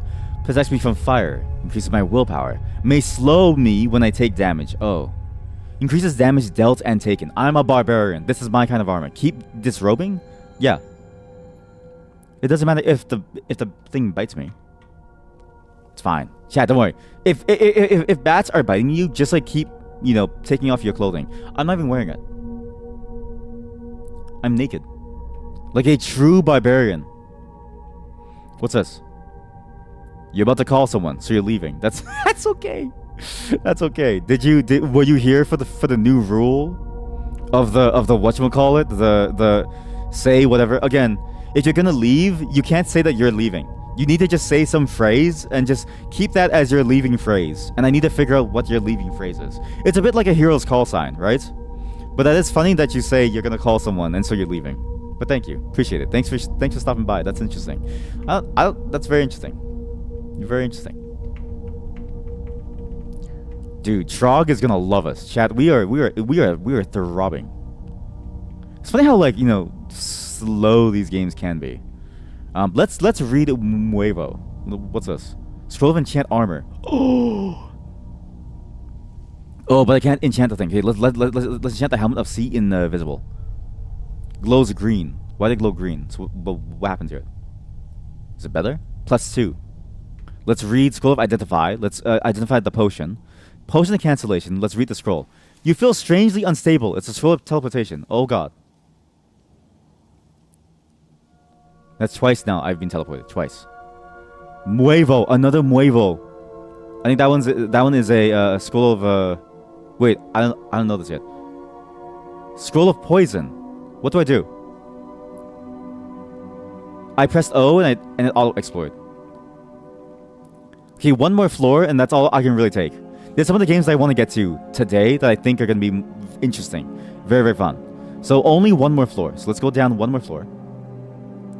Let's skip ahead. We're pretty strong. I think we'll be okay. We just need to figure out how to do skills. E. Zot will find you. Oh yeah, also, these games have a feature where it's like if you stay too long in a dungeon, the game will force you to like die. Not force you to like die, but you can't stay forever in like a place like farm. You do need to keep on going down, otherwise the game will go, you stayed for too long. Magic scintillates within this exterior. This is a magic item. Do you think my god hates this or no? Can I wear this? I put down the orb of light. Nice. Nice. That's actually very, very handy. There's a hidden wall here. Right? Is there a hidden wall there? No. Huh. Where do I go down to?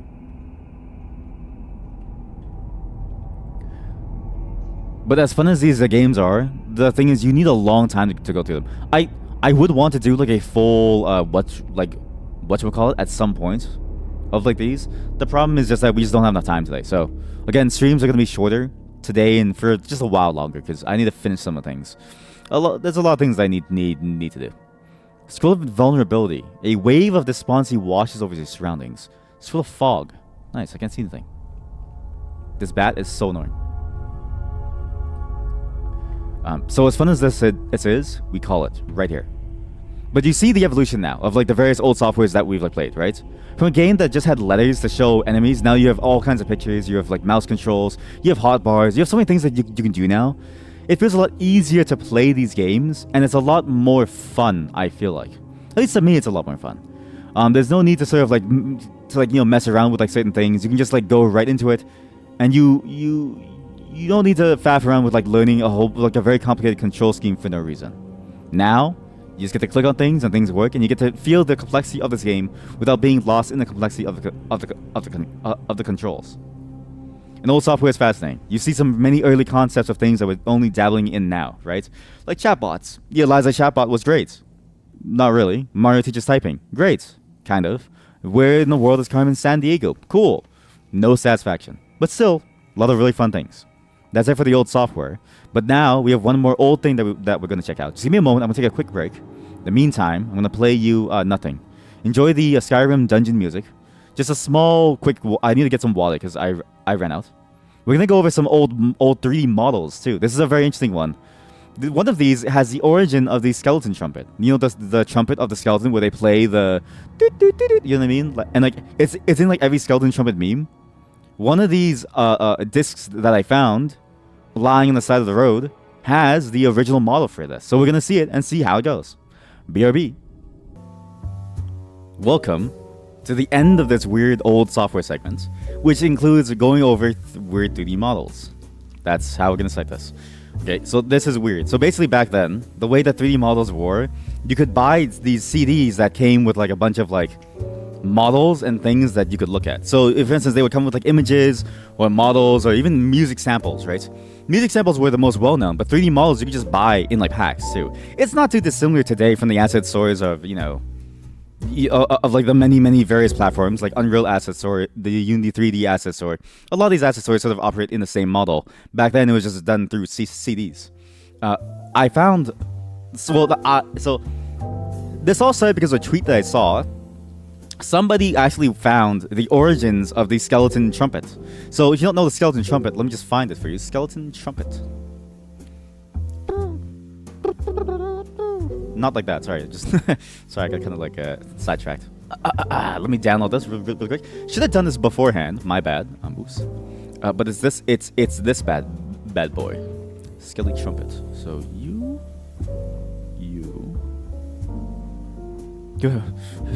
Nothing's ordered. Nothing's ordered. Here we go. This. We can find the origin of this little meme image in somewhere in one of these CDs. So they mentioned that it was in one of these CDs, but they didn't know which because there was a full collection of them. So I went out and I found these CDs on the side of the road. That's the story that we're sticking to. And we're going to go through all these models and see if we can find them. The problem with these old models is that they're very old, obviously. And they're usually, you know, as part of, because of how old they are, they usually are part of some standard format that is only there for backwards compatibility now. All these models back then were mainly made in Autodesk 3ds, which is like the premier, sort of like premium modeling software. I use Blender, which doesn't do that. Blender doesn't do that. So you have to like bring it in and like import it, which, oh my god, the thing didn't, okay, well, it's supposed to be able to import, but the add-on didn't set up. I don't know why the add-on didn't set up, sorry. Sorry.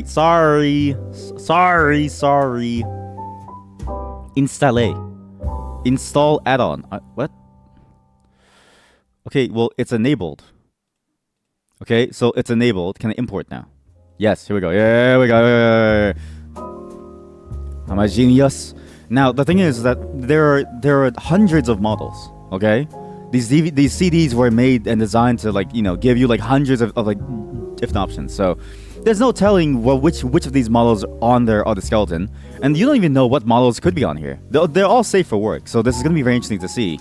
Let's see what the world was like back then in these old 3D models and what you could have done with them. The fuck is that? What is that? It's a seesaw. What's the point of that? That's awful. Wait, so that's just a seesaw. Camera, okay, drop the camera, drop the cube, drop like everything. Alright, this is the scene. Base scene, zoom out. Okay, don't zoom out too far. Oh god. It's fascinating to sort of go through this stuff because you never really know what's like out there, right? People just make these things because like, why not? And look at the things that they make, right? All they made was a crater.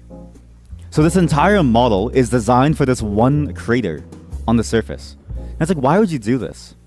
And it's fascinating because, again, this whole disc has like a whole bunch of like information in it, which, here, let me see if I can show you some. The problem is that it's like on the thing, but there are images actually, and there's even text that goes around like how you would use this stuff and what the intention was around being able to use this stuff too.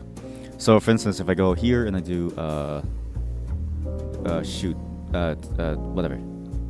Images, sorry, I have to pull the images across into it. This disc that we're looking at right now with all these images actually has this stuff. So for instance, you can see, not the quokka. Let's get rid of the quokka. Get rid of the quokka. You get to see Babylon. Okay, sorry, I forgot that the quokka had the filter. Oops. The quokka had the filter.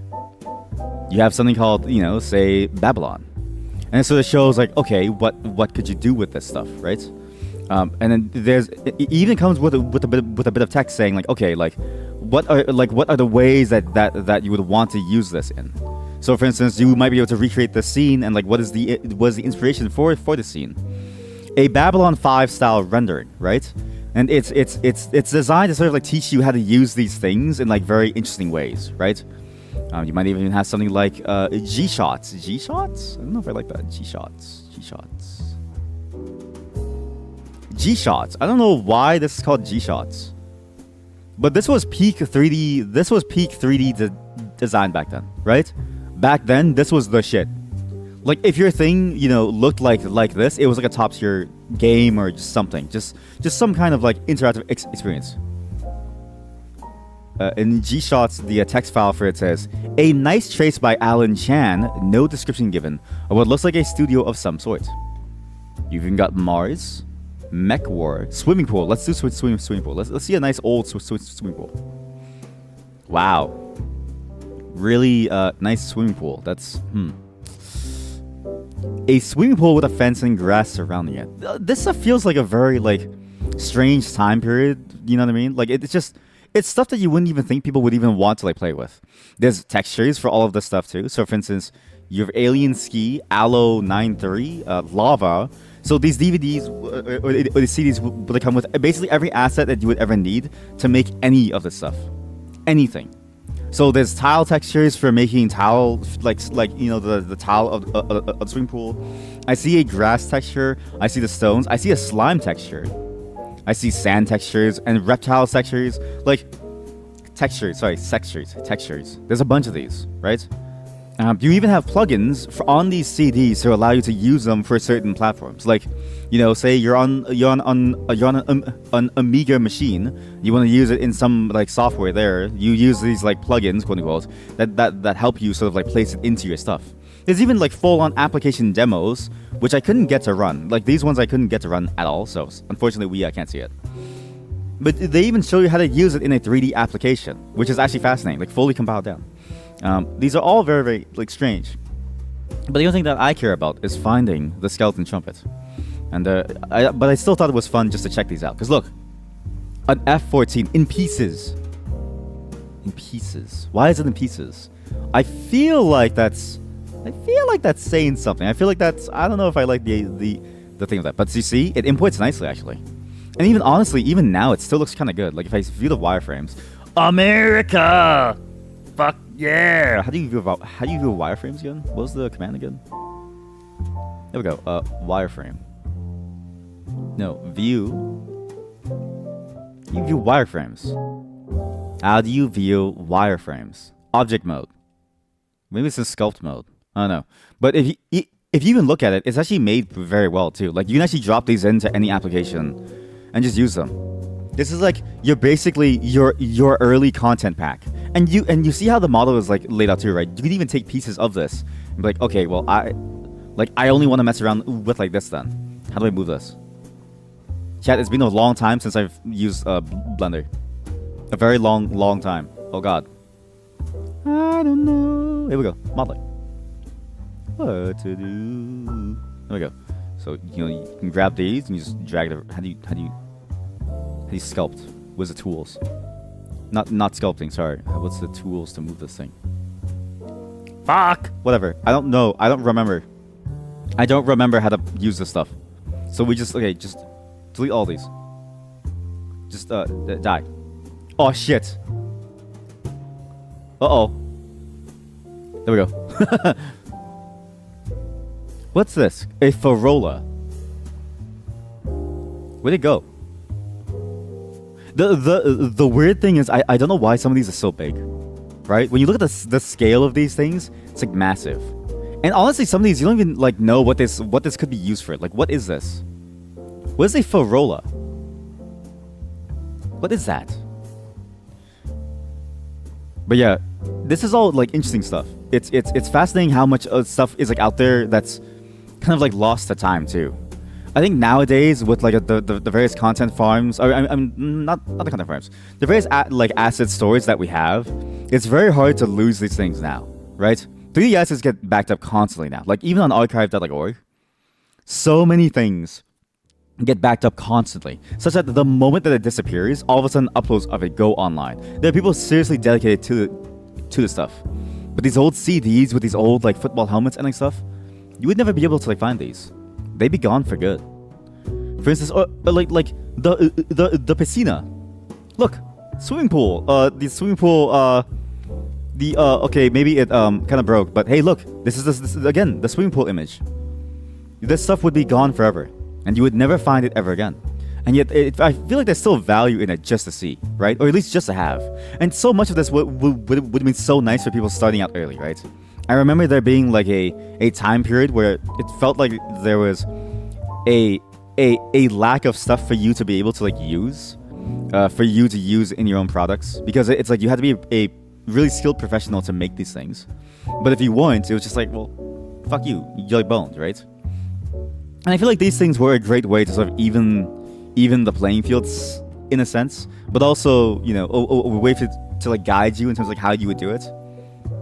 That could have stayed around if somebody preserved them, because honestly, these things you can't buy them anymore, and I imagine the people who like sold them probably want them to be free at some point. Because like nowadays, it's like, what value does this have except for just like a learning material, or as a fun little thing to sort of like look back on, right? There are, however, some games that could benefit from this. We played a couple actually.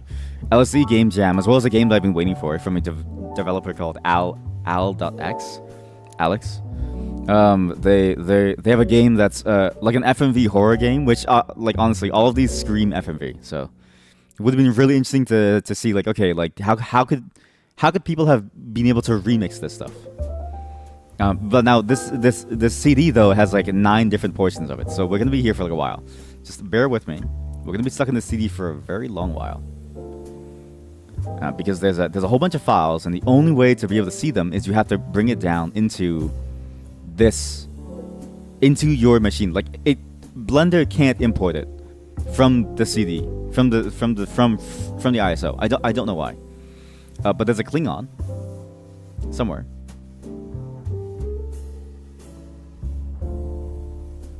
That's a Klingon? Why is it so small? That's the Klingon. Wait, chat, why is it so small? That's not a Klingon. This thing is like tiny. What's this? How do I scale this thing? Scale it.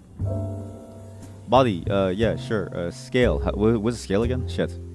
Data? Is it here? Data? Constraints, physics, particles, modifiers, object. What's scale? There we go. Scale X. 10. Oh boy. 10. 10. Nice. Gotta love mathematics, being able to help you scale things. By the way, you do not want to export with like scale. You do not want to export with like scale. Try your best to scale off of just like 1. I learned that the hard way when I realized that a lot of things they'll try their best to preserve scale, and I don't know why. You would think scale wouldn't really matter. How about this? So that was Klingon. That's not really what I expected from a Klingon. TBH. What about Endor? Endor? Wait, AT-AT. This is just all Star Wars stuff. Holy shit! There's a whole Star Wars scene in here. I don't think they got the copyright for this. I don't think they got the copyright for this, chat. I don't think they got the copyright for this. This may have been a... What did I do? Why can't I scroll in anymore? Oh god, the controls are all fucky again. God damn it, dude. This is the problem. Blender has too many fucking controls, and now you can't fucking move. Well, I have to restart Blender. This is the only reason why I hate Blender so much. It's because it has a million controls to it and a million hotkeys, which makes it like easier for you, honestly, as like a person doing this stuff. But it makes it hella painful when you press the wrong thing and it doesn't tell you what you pressed. It's one of the worst things ever too, because it's like all it needs to tell you is what it pressed. But look at the scale of this thing. It's actually quite massive, actually. This is just a whole scene with like an AT-AT in it, and a fully modeled AT&T too. AT-AT, sorry, not AT&T. That's a weird thing to like have. And I don't think they cleared the licensing for all of this like Star Wars stuff. But again. Again, this stuff is being sold. Babes 3D. Okay, this is maybe... I'm gonna hide this for just a second. It's fine. It's fine. It's fine. It's fine. Chat. It's fine. It's a babe, but she's incomplete. Chat. She's an incomplete babe with I don't know if I would call this a babe. I'm gonna be real, I don't know if I would call this a babe. I don't know if I would look at this and be like, oh wow, yeah, this is a very good model to work with. Even, I mean, the way the musculature is actually does look decent, and it looks like you could actually make it move around pretty, like, decently well. I imagine. It's just funny that this is considered as like a babe. Why is it in this disc? Why is babe in this disc? What? A guillotine. What is this? Guillotine 2. Oh my god, chat, they give you like a full guillotine kit. Oh my god, chat, look. They give you a human. They give you a person who you can guillotine. What the? This is like those, like, you know, toy build your own like scene things. Like build your own like Hot Wheels like garage thing. It's like Legos if like the limit to what you could do was just your imagination, for instance. Okay, so that was all for that disc. That was interesting. Again, we like go through every single disc one by one. I know it's annoying. So it's just one of those things. Just one of those things. There we go. Disc number 3. Don't burn. Sorry. Mount. It's just funny too that like this is the only way to like do it. That you have to pull it out. I tried really hard to be able to do this without having to mount every single one and then having to like copy it over. It just didn't really work, and I don't know why. However, once we find the ISIS, I don't know if you want that, but let's. What is ISIS? What's Dino and ISIS? Huh? Refresh. Ah, the goddess. Right, the goddess. That's actually a very detailed statue. And there was something about the 3D modeling back then, because you were so limited in terms of poly count. The way that they added texture to like things was really cool too, because you can even see the texture here, right? You can see the way that they decided to add like a very stony texture, was to kind of like offset every single. I forget the term. Was it? It's not a vertex. It's a thing that's formed from a vertex. Every single face, and they like, you know, angled some of the faces up and down so that the lighting would interact with it in such a way that it looks almost like rough. A very rough-hewn look. Obviously, in like a more modern lighting engine, it has a lot of like very hard curves, but it does look carved in quite a few areas. Obviously, a bit more carved than like real life, but you know, you're limited by your stuff. That's a very high detail fist. What the fuck? Wait, that's a massive fist, actually. Whoa. That is a very high detail fist. I kind of want to use this, actually. That's a very good fist, actually. I like that. That's a very high detail fist. Wow. It even has the bottom of the wrist with like, and it looks exactly as if someone sliced it off. Huh. Cool. I'm gonna keep the fist. I'm gonna keep the fist to use for something, because this is very good. Oh, but the inside. Look at the inside. The inside is where they tried their best, right? I don't think it's a problem of the conversion, because you can see how it actually worked out well for these. Or maybe it is a problem of the conversion, actually, because you can see how it like clips through all the way. Yeah, it almost like clips through. Or maybe it was like a 3D scan or something. I don't know, like a cleaned up scan. Because this looks very impressive. You even see the folds of the skin. This is like a Da Vinci thing. I don't know. Again, 3D modelers are like cracked. Every 3D modeler that I've ever seen can like make like art out of like everything. They're insane. Hip. What do you mean hip? It's so large I can't even view it, chat. Why is it so massive? What's this? Bring this thing down. Scale 0.3. 0.3. 0.3. What the fuck is this? Why is it so massive? 0.05. 0.05. 0.05. It's literally huge. I'm so huge, I'm like off the screen. Holy crapsicle. Oh my god, once again the camera. Okay, how do you... Okay, Blender. How move camera? BRB. That's it. The phone's staying off. Everyone's calling me by accident and I'm getting so pissed. I fucking hate when people do do that. It's so annoying. Okay. How do you move the camera in Blender? Press G then middle mouse button twice. What? G then middle mouse button twice. How do you just move it closer though? No, I want to move the thing. I want to move closer. Camera. How to zoom camera? Zooms the view. Okay, viewing the active camera. Oh, you son of a fuck. Navigation. How do you fucking... Why learn when you can just reopen Blender every single time?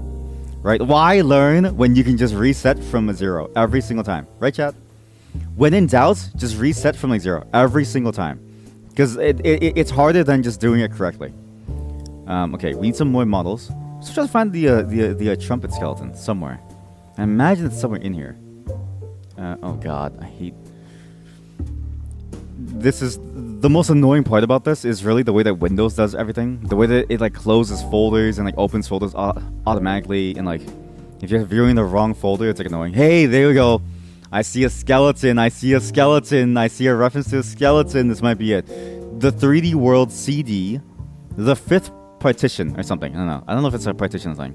But basically, it's like the 5th segment of the CD. Or maybe it's actually the 5th CD. I can't tell. For obvious reasons, it's not the easiest to tell. I won't get into why.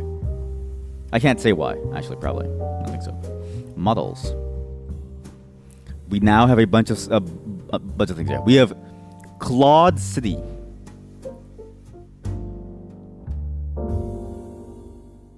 Wow. That is a massive dome of a city. Huh. Now, how about we also have another interesting... We have a lot of interesting things, actually. We have Bantha, which doesn't have a model. Shit. Cool Robo. I can see these being in like movies or in like games. This almost looks like the Unreal Engine default like test model. We have Dragon. You little small little thing. Little tiny small dragon. Man, these are cool actually. Why did this fall out of fashion? Well, it didn't fall out of fashion. I guess it changed medium, right? I've actually heard, actually, if you didn't know. There was somebody who was doing the math around how they make models and like stuff. The post got pretty popular on like Twitter. Look at the dolphins.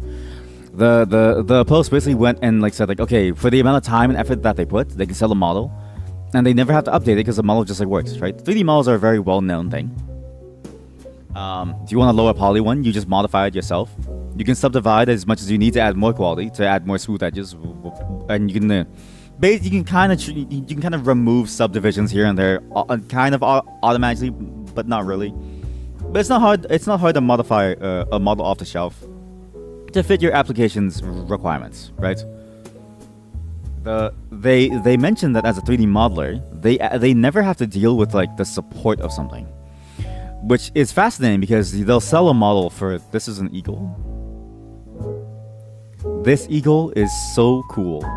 Look at the American eagle. Is this a... I don't think this portion right here, this like blue color, I don't think that blue color is the color of the American eagle, no? I feel like that's like the wrong color. Oh, oops. But they mentioned that, yeah, like they make a lot of money from this, and you know it's fairly commensurate to their time. But even then, they get a lot of like passive money and funds over and over too. Like it's slowly over time, they can still sell the model, and it never really stops, right?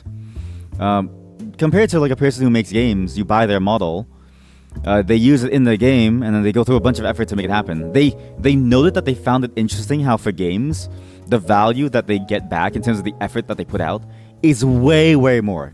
And why it makes sense that a lot of people just don't want to stay in game development, because why would you? Why would you when you make a single 3D model and sell like, you know, hundreds of copies of it, right? For your entire lifetime without ever having to update it ever again. You just need to keep your like banking information up to date. And you just get like a bunch of money forever. Mark Head. Who is Mark? The hair is so crusty. Who is Mark? Who are you, Mark? Why are you here? And obviously, it's a larger discussion on like, okay, well, what What does it mean? You know what I mean? That like this stuff isn't valued, the same as like a game. Why a game's so undervalued, right? But I think it's an interesting thing to like think about because, many people have noticed it and many people have like talked about it. Even whatchamacallit? Oh my god, it's huge.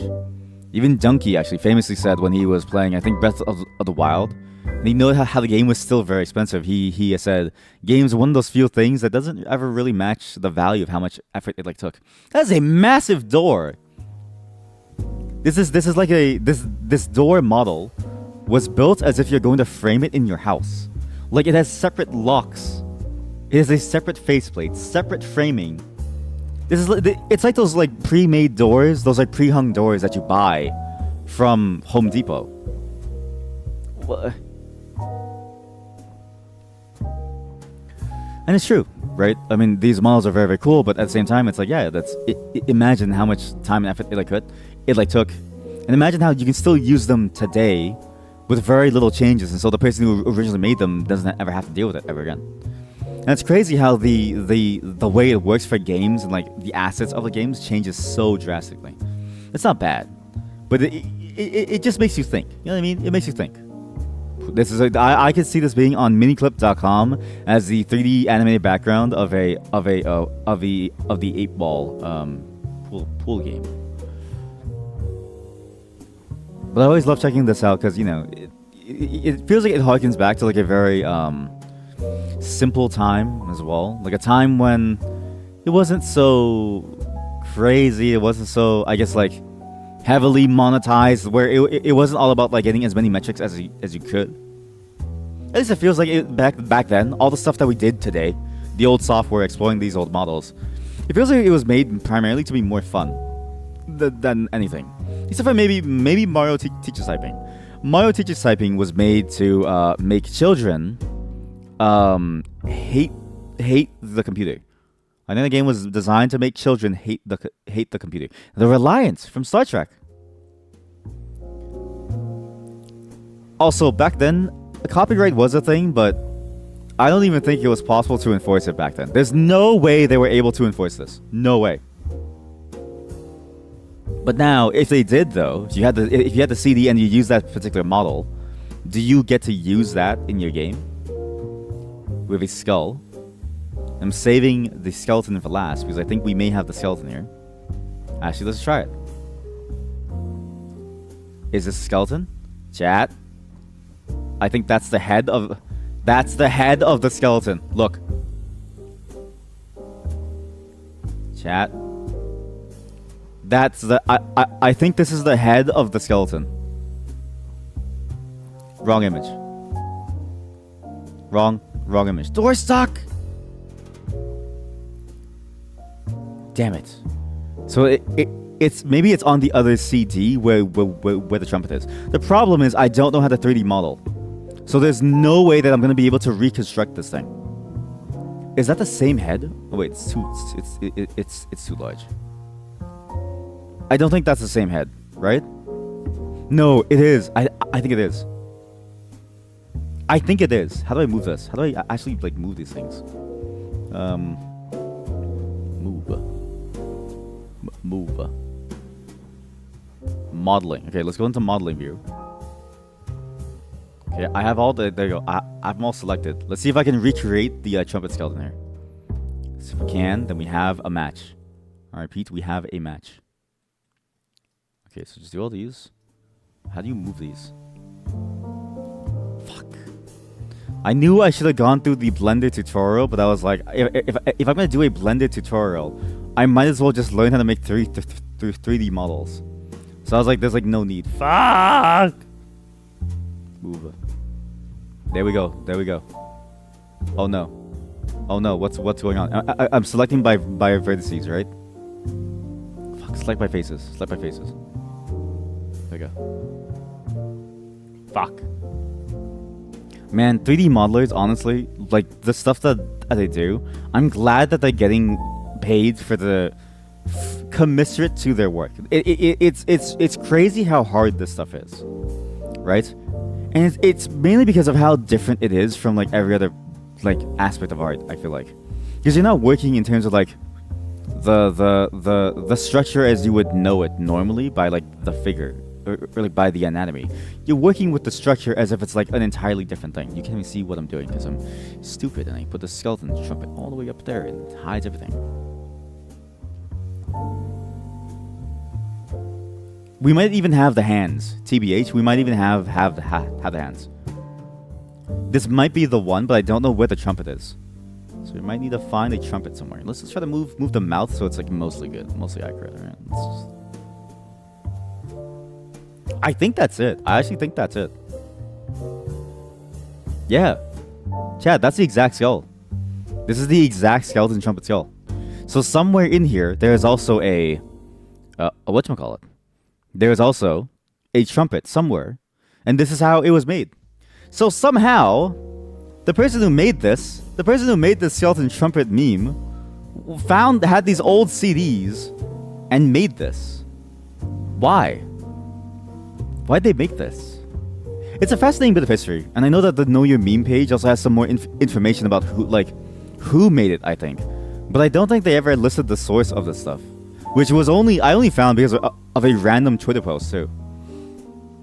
So it's fascinating to me that you could use this stuff to like make it. Maybe it's just a generic skull look, but I think mainly it's because of the way that this like cheekbone here, the way it protrudes over here, and the way that the lighting would have gone, and like this like part that makes me think that this is it.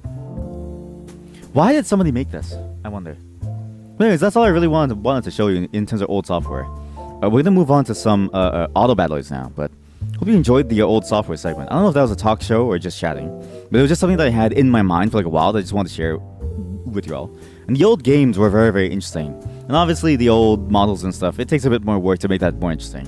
I'm not a good modeler, so there's nothing I can really say about it. I just wanted to see the skeleton trumpet in its like original form to like figure out what's going on. Now, one more beer, and then we're gonna go continue on with the next segment, which is some auto battler stuff. But again, if you ever want to try these things for yourself, these old bits of software, you can go find the stuff, find the CDs, buy them. There are many ways to find these things, but you will need an emulator. DOSBox emulation is the way to go. There's a steep learning curve to using it, but when you use it, you can play even the oldest games on your modern day computer. Honestly, in a very good level of quality. It responds well, it works well, and it was very easy to set up too. So, hopefully these games never really die out, and I'm glad that these things are archived for time immemorial because it'd be a shame to see these things disappear. There's so much history to like learn, and even the concepts of some of these games are still very fun, right? Where in the world is Carmen Sandiego would still be a very fun game if they gave you a payout, like some kind of payoff for like doing all the investigative work. As well as Rogue. Again, it's still a very fun Rogue game. It's still it's the originator of the entire roguelike genre, and it's still very, very fun. All these old games, I'm glad that it's still going on for as long as I can. And it's always fun to sort of look back at them, because there's still things that we can still learn. I think even from the old things, there's still things that we can look back on and say, this did that actually really well. That's all for old software.